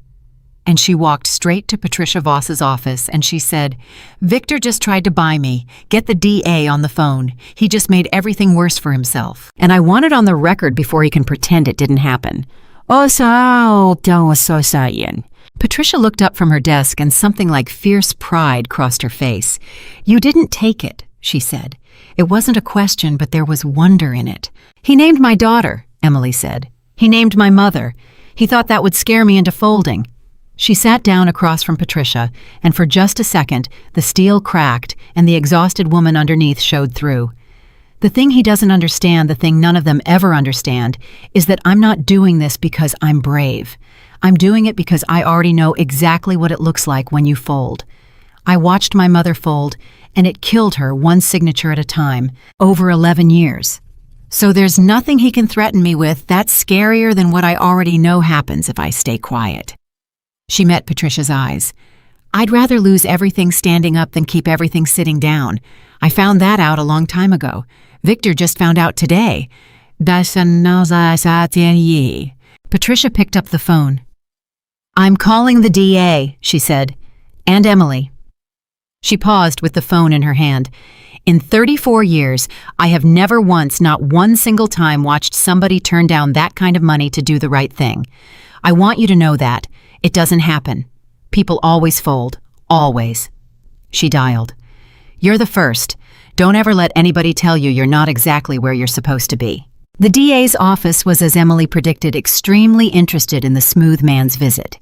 It turned the case from a fraud prosecution into something with a much sharper edge because a jury might argue about the meaning of a clause in a contract, but a jury understood a man who sent someone to threaten a waitress's sick mother. Consciousness of guilt, the assistant DA called it. Victor had just proven he knew he was going to lose. But it also meant the assistant DA told her gently that Emily and her family were now formally at risk, and they arranged for a patrol car to swing by her building in the Bronx, and they gave her a number to call, and Emily went home that night and looked at her sleeping daughter and understood that the cost Victor had promised her on that first night was real, that it had teeth, that it had come to her lobby and named her child. And she was not sorry. That was the thing she kept coming back to, lying awake that night, listening to the ordinary sounds of the building. She was afraid, but she was not sorry. Because somewhere out there, Karen Halloran was putting 2 kids to bed who were going to grow up knowing the truth about their father, and somewhere upstate Dorothy Carter had had one good day where she got to say, "I'm proud of you." And somewhere a smooth, forgettable man was reporting back to Victor that the waitress hadn't folded. And Victor, for the first time in his life, was up against someone who could not be bought and could not be scared and could not be made to look away because she'd spent 11 years training for exactly this in the dark without knowing it. Getting ready for the night, she'd finally get a chair at the table. The trial started on a Monday in June, and on the first morning, walking up the courthouse steps with Patricia on one side and the assistant DA on the other, past the reporters who had gotten hold of the story, the waitress and the billionaire and the con man Emily, saw Victor Caldwell for the first time since the night she grabbed his wrist. He was standing with his lawyers at the top of the steps in a suit that probably cost more than Emily made in a month even now, and he had the ankle monitor hidden under his trouser leg. But Emily knew it was there, and when he saw her, he smiled. It was the same terrible smile from the private room, the one that said, "You have no idea what you just cost yourself." But Emily Carter looked back at him all the way up the courthouse steps, and she did not look away, and she did not get small, and she did not fold. She looked at the man who had taken her mother's house, or a man exactly like him, close enough that it didn't matter. And she thought about page 12, and she thought about a garage in October, and she thought about Lily learning what a contract was at the kitchen table, a promise people write down so they can't lie about it later. And when she got close enough that only he could hear it, Emily leaned toward Victor Caldwell just slightly, the way she'd leaned toward Richard Hale 2 inches from the signature line, and she said 4 words, quiet and clear, and absolutely without fear. "I read everything, Victor." And she watched the smile fall off his face, and she walked past him into the courthouse, and she did not look back, because she was done looking back. She had spent 11 years looking back, and now finally, for the first time in her life, Emily Carter was walking straight ahead into a room where at long last she was the one who could see everything. Victor Caldwell's lawyer was named Gerald Pike, and Emily recognized the name before she ever saw the man, because Patricia had warned her about him months ago, called him a snake, and Emily understood the second Pike stood up to give his opening statement that Patricia had been generous. Gerald Pike did not argue that Victor was innocent. That was the first thing Emily noticed, and it frightened her more than anything else could have. A guilty man's lawyer who argues innocence has a weak hand. A guilty man's lawyer who doesn't bother is playing a different game entirely. "Ladies and gentlemen," Pike said, strolling in front of the jury like he had all the time in the world, "you're going to hear a very dramatic story over the next few weeks. You're going to hear about a waitress who grabbed a billionaire's wrist. It's a wonderful story. It'll probably be a movie someday." A few jurors smiled. "But I want you to hold on to one small, boring, inconvenient fact while you listen to all that drama. Nobody signed anything. No money changed hands in the Hale matter. No company was transferred. My client is charged in large part with a crime that by the prosecution's own admission never actually happened. He was 2 inches away, they'll say. 2 inches. Pike held up his fingers close together and shook his head sadly. We don't convict people in this country for what they were 2 inches away from doing. We convict them for what they did. And I'm going to show you that everything my client actually did was legal, was disclosed, was reviewed by armies of lawyers, and was at the end of the day just aggressive business by a man his competitors would very much like to see in prison. He sat down. And Emily, sitting behind the prosecution table, felt the courtroom shift, felt the jury's certainty loosen just slightly, and she understood the fight they were actually in. Pike wasn't going to defend the contract. He was going to make the whole thing about the 2 inches. He was going to make Emily's heroism into the prosecution's weakness. You stopped it too soon. Nothing happened. Where's the crime? The assistant DA, a sharp young woman named Angela Reyes, leaned back and murmured, "He's going to try to make the Hale case disappear and force us to prove the old ones. Halloran, Austin, Chicago. Cases that are years cold." "Then we prove them," Emily murmured back. "Those victims signed Emily. Willingly. On paper. Pike's going to stand up and say they made bad deals and regretted them, same as thousands of people do every day, and that's not a crime, that's just business." Angela's jaw was tight. "We need to show the pattern. We need the jury to see that it's the same machine every time. And the only person alive who's read all 6 contracts and can explain how the machine works in plain English." She looked at Emily. "Is you?" Which was how Emily Carter, 3 days into the trial, found herself walking to the witness stand. She'd known it was coming. She'd prepared for weeks. But nothing prepared her for the actual walk, the whole courtroom watching the reporters' pens, moving Victor Caldwell sitting at the defense table with his hands folded and his flat, cold eyes tracking her every step. And Emily felt 11 years of learning to be invisible, screaming at her to shrink, to look down, to get small. She looked up instead. She looked right at the jury, and she sat down and swore to tell the truth, and she meant it more than she'd ever meant anything. Angela Reyes started gently. She had Emily tell the jury who she was. A waitress, 2 jobs, a daughter, a mother in care, $11 an hour. Emily watched the jury's faces as she said it, and she saw a few of them soften, because most of the people in that box knew what $11 an hour felt like in their own families, if not in their own hands. "Ms. Carter," Angela said, "you have no law degree, no business degree, no formal training of any kind. Is that correct?" "That's correct." "Then how exactly did you read a 200-page merger agreement in a matter of minutes and spot a clause that a team of professional attorneys reviewed for 6 months and missed?" And Emily told them. She told them about her mother's house. She told them about the man with the flowers who sat in Dorothy's kitchen and drank her coffee and lied to her face. She told them about being 23 years old and watching the moving truck idle in the driveway. She told them about 11 years of teaching herself every night in the dark after her daughter was asleep, because she'd sworn no one would ever do that to her family again, and she'd taught herself how to make sure of it. The courtroom was dead silent when she finished. "So, when you looked at Mr. Hale's contract," Angela said quietly, "you weren't reading it the way a lawyer reads it." "No," Emily said. "I was reading it the way somebody reads a thing that already killed their family once. I wasn't looking at what it said. I was looking for the knife, because I know what the knife looks like. I've had it in me." Angela let that sit. Then she walked Emily through it. Page 12. Section C. The administrating entity. The entity code disguised as a filing number. Exhibit F split across 3 documents. Emily explained all of it in plain language, no legalese, turning to the jury each time using her hands, and she watched them follow, watched them understand, watched the machine take shape in their minds the way it had taken shape in hers. And then Angela did the thing they'd planned. "Ms. Carter, I'm going to show you 6 contracts." She put them up one at a time. The Hale contract, and then the others. Halloran, Austin, Chicago, and 2 more the Financial Crimes Unit had found. And Emily, who had read all 6 until she could see them with her eyes closed, walked the jury through the pattern, the same structure, the same trick, the same knife over and over and over 6 times 6 families. And by the 4th contract, she watched a woman in the back row of the jury put her hand over her mouth. "They're the same," Emily said. "Not similar, the same. He built one machine and he ran it 6 times. He just changed the names of the companies and the people he was robbing. This isn't 6 aggressive business deals that happened to go bad. This is one crime committed 6 times by a man who got so good at it he stopped bothering to make each one look different. She looked at the jury. I know it looks complicated, that's the whole point. He made it complicated on purpose, so that no single person would ever see the whole thing. But it isn't complicated once you can see all 6 at once. It's the simplest thing in the world.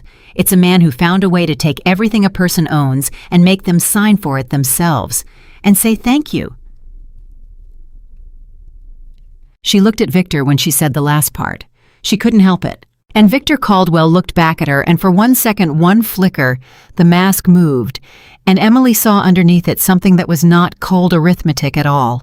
It was hatred, pure and personal. And Emily understood in that flicker that she had done the one thing to Victor Caldwell that no amount of prison could do. She had made him legible. She had taken the thing he was proudest of, his invisible genius, his perfect machine, and she had held it up in a public room and explained it to 12 ordinary people until it was just a con, just a mean little trick, just a man robbing families and hiding. She had made him small. Then Gerald Pike stood up to cross-examine her, and the real fight began. Pike did not raise his voice. That was the first thing. He was gentle, almost kind, and that was how Emily knew he was dangerous. Ms. Carter, that was very moving. Your mother's story. I'm genuinely sorry for what happened to your family. Thank you, Emily said carefully. The man who took your mother's house. Was that my client? No. Was it anyone connected to my client? No. So the great personal wound that drives all of this, that you've told this jury about so movingly, has nothing whatsoever to do with Victor Caldwell. Is that fair? The clause was the same kind of, Ms. Carter, please, yes or no. The man who hurt your family was not my client and had no connection to my client. True, Emily said.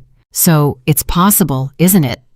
Pike said, turning to the jury, that a woman carrying 11 years of very understandable pain and rage might see the man who hurt her mother in every contract she reads, that she might be primed desperate even to find a villain. That when she looked at Mr. Hale's contract, she wasn't seeing a crime, she was seeing her own history.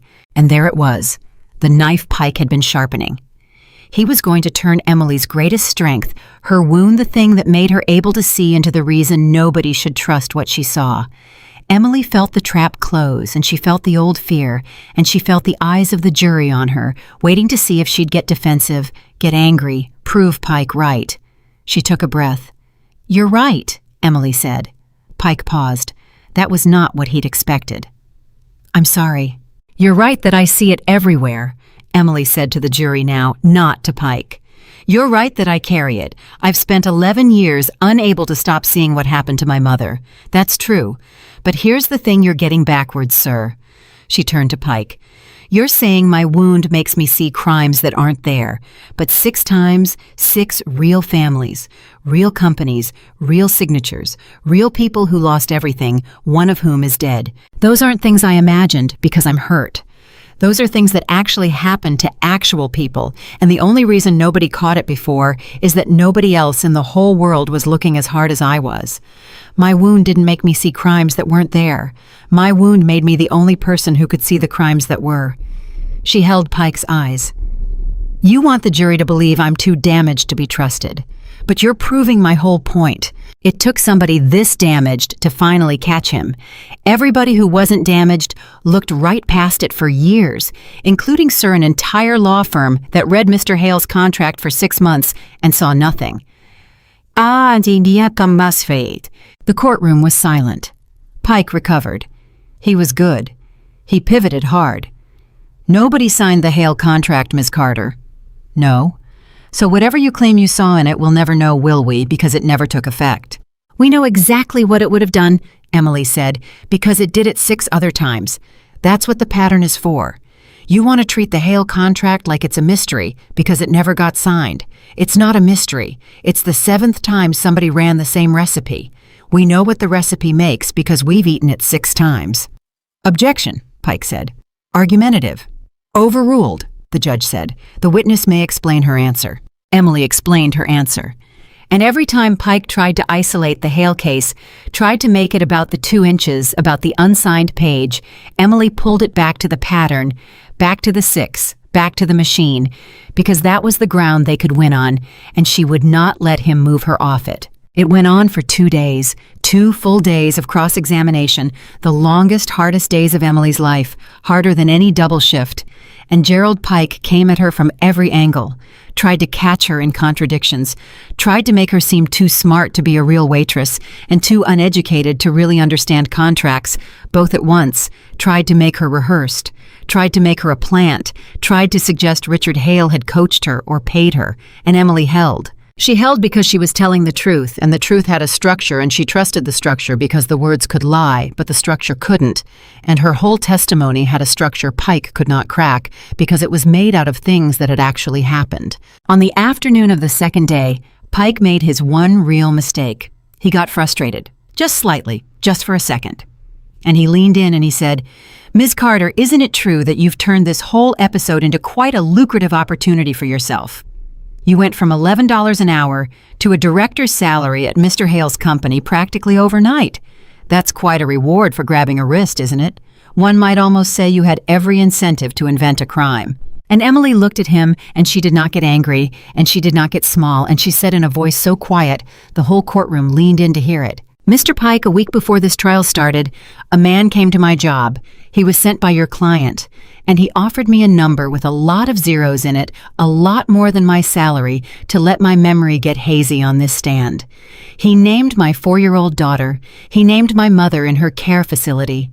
He offered me everything I could ever want to make this go away." She let it sit.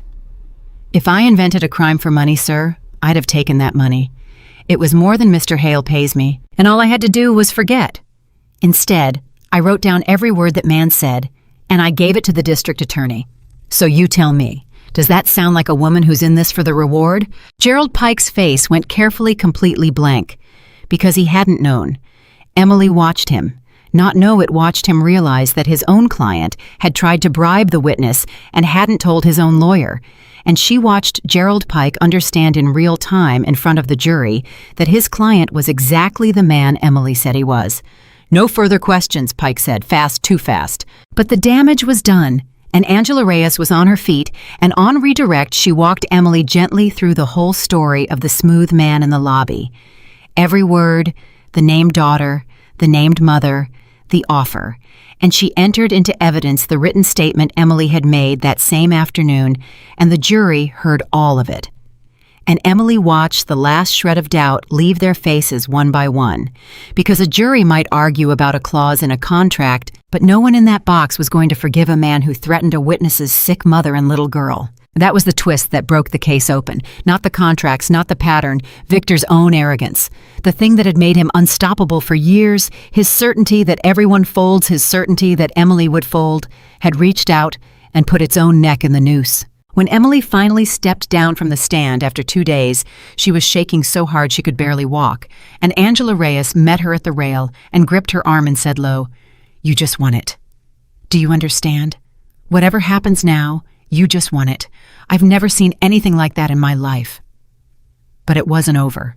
Because Victor Caldwell, against every piece of advice his own lawyer surely gave him, insisted on taking the stand in his own defense. Emily heard about it that night, and she couldn't believe it, and Angela couldn't believe it either. And Patricia, when Emily called her, was quiet for a long moment, and then said, "He can't stand it. Do you understand what's happening? He can't stand that a waitress explained him to the world. He's going to get up there and try to prove he's smarter than you. His ego is going to do what none of us could do. It's going to convict him." And that is exactly what happened. Victor Caldwell took the stand on the 6th day of the trial, and he was smooth and he was charming, and for about 20 minutes he was actually winning, spinning the whole thing as sophisticated business that small minds couldn't understand. And then Angela Reyes stood up to cross-examine him, and she was smart. She'd learned from watching Emily, and she didn't argue with him. She just asked him to explain. "Mr. Caldwell, you're clearly a brilliant man. Would you walk the jury through the Exhibit F structure in the Halloran contract, in your own words, since you understand it so much better than the rest of us?" And Victor Caldwell, who could not resist being the smartest man in the room, who had never once in his life been able to resist it, explained it. He explained it beautifully. He explained exactly how the entity code connected to the holding company. He explained exactly how operational control transferred on the closing date. He explained the whole machine proudly, condescendingly, showing off, and it took Emily's plain English testimony from days earlier and confirmed every single word of it out of the defendant's own mouth. And halfway through, Emily saw Gerald Pike close his eyes just for a second. The look of a man watching his client hand the prosecution a signed confession dressed up as a lecture. "So to be clear," Angela said when he finished, "the structure you just described in the Halloran contract transferred James Halloran's entire company to an entity you controlled on the day he signed without his knowledge. You just explained that to us yourself." And Victor Caldwell, too late, far too late, understood what he'd done. "That's not," he started. "That's a mischaracterization of—" "You just characterized it, sir, not me." Angela turned to the jury. "You explained it, in your own words, under oath." She sat down. Nothing further. The jury was out for 6 hours. Emily sat in the hallway of the courthouse the whole time next to Karen Halloran, and the two women held hands and didn't talk much, and Emily thought about all the roads that had led to this bench, her mother's kitchen, and the man with the flowers. 11 years in the dark, a private room and a water pitcher, a wrist grabbed 2 inches from the line, a smooth man in a lobby who named her daughter. And she thought that whatever happened when that jury came back, she had already done the thing she'd sworn to do at 23. She had stood in a room and refused to let the true thing be folded up. When the verdict came, the foreman stood and Emily held Karen's hand so tight it hurt, and the word came out of the foreman's mouth, and it was guilty, and it was guilty again, and it was guilty on every single count. 6 families, 6 times, all of it guilty. And Karen Halloran made a sound that Emily would hear for the rest of her life, a sound with 3 years of grief and vindication in it all at once. And she turned and buried her face in Emily's shoulder and sobbed. He was right. James was right. They know now. Everybody knows now. And across the courtroom, Victor Caldwell stood to hear the verdicts, and for the first time since the night in the private room, he was not smiling.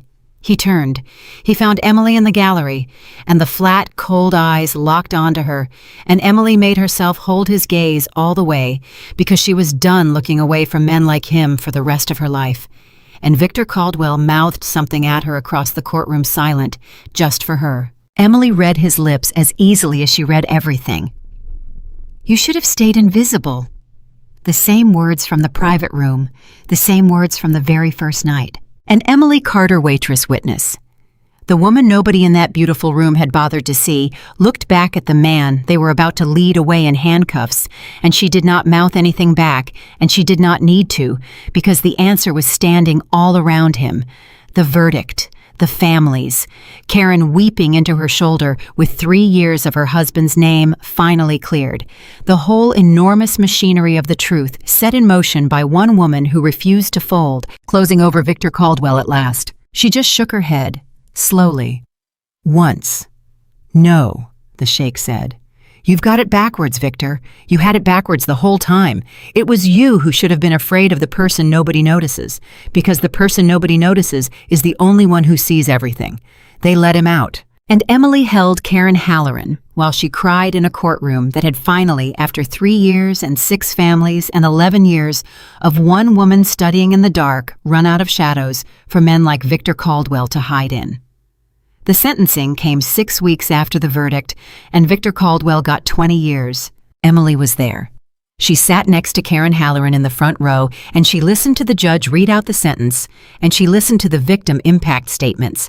And when it was Karen's turn to speak, Emily watched her stand up on shaking legs and walk to the front of that courtroom and tell 12 strangers and a judge and the man who did it exactly who James Halloran had been. Not a failure. Not a man who ruined his family with a bad deal. A man who built a company from a single truck and got robbed by a professional, and who died believing the world thought he was a fool, and who was at last 3 years too late, being told by the highest authority in the room that he had been right all along. "My husband didn't kill himself over a bad business decision," Karen said, and her voice did not shake. Now it had gone strong and clear. My husband was murdered with a piece of paper by the man sitting right there, and for 3 years everyone told me I was crazy. Everyone told me to accept it and move on. And then a waitress read a contract. She turned and she found Emily in the front row and she said it to her. And now everyone knows. My children know. Their father was right. And they'll grow up knowing that instead of growing up ashamed. You gave them that. You gave us all of that. Victor Caldwell did not look at Karen while she spoke. He looked at the table. And when the judge handed down the 20 years, Victor Caldwell finally understood fully all the way down that there was no clause he could hide behind. No page 12, no smooth man in a lobby, nothing left to sign his way out of. And Emily watched the last of the arrogance drain out of him, and what was left underneath was just a small man in a chair, which was all he had ever really been. They let him out for the last time. And Emily Carter walked out of that courthouse into the sun, and she was free. And so in a way that took her a long time to understand, was her mother, and so was James Halloran. And so were 6 families who had spent years believing they had failed, when the truth was they had simply been robbed by someone the whole world had been too polite to catch. But the story did not end on the courthouse steps. Because the thing Emily had set in motion was bigger than one trial, and it had already started to change things. And the first sign of it came a month later when Richard Hale called her into his office and slid a folder across the desk. Emily read it before she said a word. She'd read every folder before she said a word for the rest of her life, and Richard knew it, and he waited, and he was smiling the whole time because he knew what she was going to find. It was a promotion, Director of Contract Integrity, a title that did not exist before Emily Carter, that Richard Hale had created specifically because of what happened in that private room, and the job was exactly what she had done the night she grabbed his wrist, made permanent. Every contract, every deal, every agreement that crossed Hale Industries' path would go across her desk first, and Emily would read it the way she read everything looking for the knife. And nothing would get signed until she said it was clean. "You're giving me veto power," Emily said, slowly reading it a third time. "Over the whole company. Over you." "Over me," Richard agreed. "Especially over me, because I'm the one who almost signed. I learned my lesson, Emily. The most dangerous person in any deal is the one who thinks he's too smart to be fooled. That was me. I'll never be that man again, but just in case I want you standing between me and every pen for the rest of my career." He leaned back. "Nobody's ever had this job before. You're going to have to invent it. Are you scared?" "Yes," Emily said honestly. "Good," Richard said. "Stay scared. The day you stop being scared is the day you start missing things." He nodded at the folder. "Read it twice, then sign it." She read it twice. It was clean. She signed it.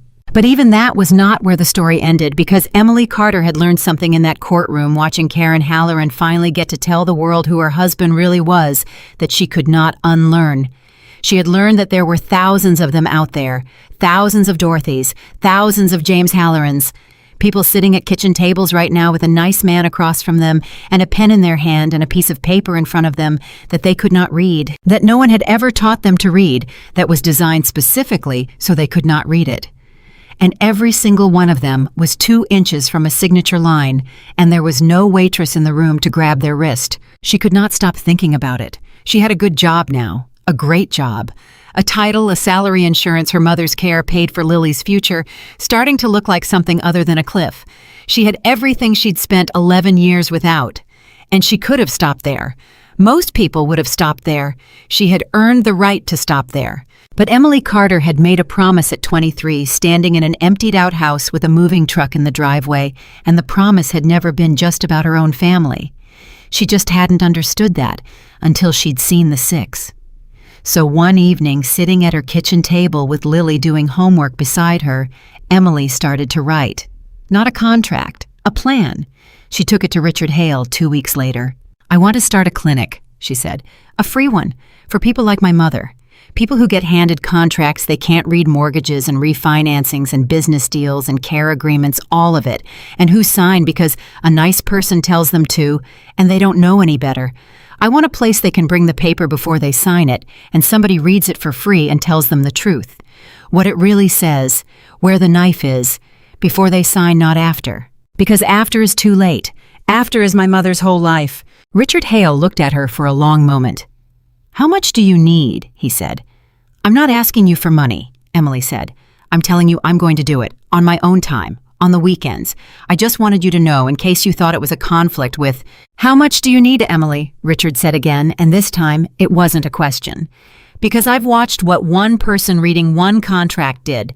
I watched it save my company and clear an innocent man's name and put a predator in prison for 20 years. Now you want to do it for anybody who walks in the door for free." He shook his head slowly. "That's not a hobby you do on weekends. That's the most important thing either of us will ever build. So I'll ask you one more time, and then I'm going to write a check whether you tell me the number or not. How much do you need?" Emily told him the number. Richard Hale doubled it. The Dorothy Carter Center for Contract Justice opened 8 months later in a storefront in the South Bronx, 4 blocks from the apartment where Emily had raised her daughter, on $11 an hour. Emily named it after her mother because it was her mother's story that started all of it, and because she wanted every single person who walked through the door to see that name and understand that the woman it was named for had lost everything to exactly the kind of thing they were about to be protected from. Dorothy came to the opening. It was one of her good days, one of the last really good ones, and the nurse brought her down from upstate in a van Richard Hale paid for, and Emily wheeled her mother up to the front of the little storefront where her own name was painted on the glass, and Dorothy Carter looked at it for a long time. "That's my name," Dorothy said. "That's your name, Mama." On a building. Dorothy reached up and touched the glass, touched the letters, her thin fingers trembling. "Why is my name on a building, Emmy?" And Emily knelt down beside her mother's chair, right there on the sidewalk, with a small crowd of people from the neighborhood, watching people who would be the first clients, people who had already started lining up, because word had spread that there was finally a place you could take the paper before you signed it, and Emily took her mother's hands. "Because they took your house, Mama," Emily said, "and they made you think it was your fault, and it was never your fault. It was never, ever your fault. So I put your name on a building where we make sure it never happens to anybody else, so that every person who walks through that door sees your name and knows that somebody's looking out for them the way nobody looked out for you." Her voice broke. "Your name is going to save people, Mama. For years and years, long after both of us are gone. That's what your name means now. It doesn't mean the woman who lost her house. It means the place where people go so they don't." And Dorothy Carter, who on many days now could not remember what she'd eaten for breakfast, looked at her daughter with perfect, shining clarity, and she said, "You broke the curse. I told you. I told you that day in the common room. You broke it." She pulled Emily's forehead down to her own the way she had all those months ago. "I lost a house, and my daughter turned it into a place that saves houses. That's not losing Emmy. Do you hear me? A woman who raises a child that does this with her pain. That's not a woman who lost everything.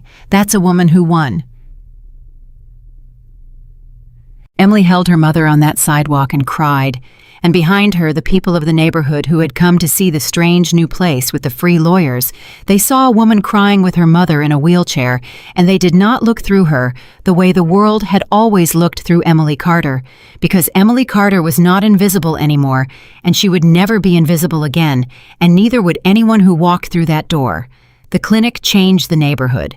Within a year, it was busier than Emily could have imagined. A grandmother came in with a reverse mortgage that would have cost her family the home she'd lived in for 40 years, and Emily's staff caught the clause and stopped it.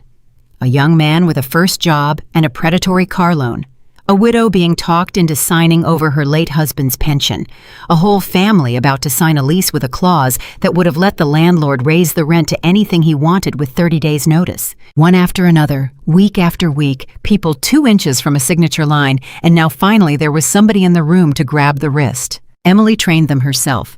She could not read every contract personally, so she taught others to read the way she read, to look not at what the words said, but at what they were trying to hide, to trust the structure, because the words could lie, but the structure never could. She hired paralegals and law students, and in time a few real lawyers who came to work at the clinic for a fraction of what they could have made downtown, because they had heard the story of the waitress who read the contract, and they wanted to be part of what she was building. And Emily herself went back to school. Richard Hale had put the scholarship in her promotion package all those months ago, an offer to pay her way through NYU, and Emily had put it off because who had the time between the job and the clinic and Lily and her mother? But eventually she took it because she realized she wanted the degree not to prove she could do the work, she'd already proven that, but because she wanted the letters after her name so that no Gerald Pike could ever again stand in front of a jury and say she was just a waitress who got lucky. She wanted to walk into any room in the country and be undeniable. She studied at night the way she'd always studied at night, except now Lily was old enough to study beside her, the two of them at the kitchen table with their books, and Emily thought sometimes about how she used to sit at that table alone in the dark, learning to read contracts so no one would ever hurt her family again, and how now the table was full and the light was on, and her daughter was learning right beside her. And the thing she had done alone and afraid had become a thing they did together in the light. She graduated in 3 years, with honors. Lily was in the front row, 11 years old now, holding a sign she'd made herself, and Dorothy could not be there because Dorothy had passed the winter. Before, quietly in her sleep on a good day, the nurse said a day when she'd been herself, and the last thing she'd said to Emily on the phone the night before was, "I'm proud of you, Emmy. I'm so proud, I can't hardly breathe," which were the same words she'd said in the common room the day Emily told her about grabbing the wrist. And Emily was glad in the end that those were the last words because they were the truest words her mother ever said to her. Richard Hale was in the front row too, next to Lily and Patricia Voss and Karen Halloran and her 2 kids who were teenagers now, who had grown up exactly as Karen promised, knowing their father was right. Angela Reyes came. Even the detective in the rumpled sport coat came, retired now, who caught Emily's eye across the ceremony and gave her a small nod, the same nod he'd given her in the hallway that first night, the nod that said, "You're the first person I ever met who grabbed the wrist." When they called her name, Emily Carter walked across that stage, and she was 40 years old, and she had come the whole distance from a waitress pouring water in a room full of people who could not see her, to a woman crossing a stage with her name in everyone's mouth, and she thought about all of it, the long, dark road of it, and she did not cry because she had cried enough, and because this was not a moment for grief. This was a moment for the thing her mother had told her on the sidewalk.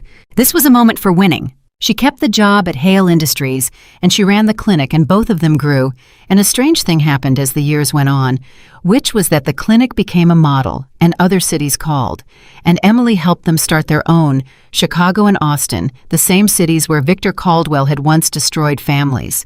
And Emily thought there was a kind of justice in that too, that the map of his crimes became the map of the places she planted protection. And the whole time through all of it, Emily Carter never once forgot what it felt like to be invisible. That was the thing she told every new person who came to work at the clinic, the thing she said on the first day, always. "You're going to have people come through that door who the whole world has decided don't matter. Poor people, old people, people who don't speak English, people who never finished school, people just like my mother, and the world has trained all of us to look right through them the way the world once looked right through me. So here's the only rule that matters in this place." And she would look at them hard the way Patricia Voss had once looked at her. "You see everyone. You see the person nobody notices. Because I promise you the person nobody notices is the one who needs you most. And sometimes, if you actually look, the person nobody notices turns out to be the only one who can see everything." Emily Carter had learned that once standing at bus stops in the dark before the city woke up. She had learned it carrying trays heavier than her own arms. She had learned it in the eyes of men in good coats who looked straight through her like she was a window instead of a woman. And then one night in a private room at the top of Manhattan, 2 inches from a billionaire's signature, she had reached out and grabbed the world by the wrist and refused, absolutely refused to let it sign. The world had thought she was nobody. The world had been wrong. Because the truth is this, and Emily Carter proved it with her whole life, the world does not collapse because of the big lies shouted from high places. It collapses quietly in kitchens and back rooms and private dinners, because small truths are ignored, because the one person who sees the knife is the one person nobody thinks to listen to. And every so often that person refuses to be ignored. Every so often that person reaches out and grabs the wrist, and when she does, everything changes. Emily Carter was that person. She saw what no one else could see, because she had survived what no one else had survived, and she turned the worst thing that ever happened to her into a shield for thousands of strangers she would never meet. She took a wound and made it a gift. She took a curse and broke it. She took a name that once meant a woman who lost her house and turned it into a name carved in glass above a door where people go so they never lose theirs. And she did all of it because on one ordinary night, exhausted, invisible $11 an hour, one letter she couldn't finish, waiting on her counter, she chose the right thing instead of the safe thing. She chose to be seen. She chose to speak. She grabbed the wrist, and she did not let go, and because of that, a predator went to prison. A dead man's name was cleared. A mother died proud instead of ashamed. A little girl grew up watching her mother stand in rooms full of powerful people and refused to fold, and thousands of families kept the homes and the savings and the lives that men in nice suits would otherwise have signed right out from under them. The person nobody noticed turned out to be the only one who could see everything. And she made sure the whole world finally saw her back.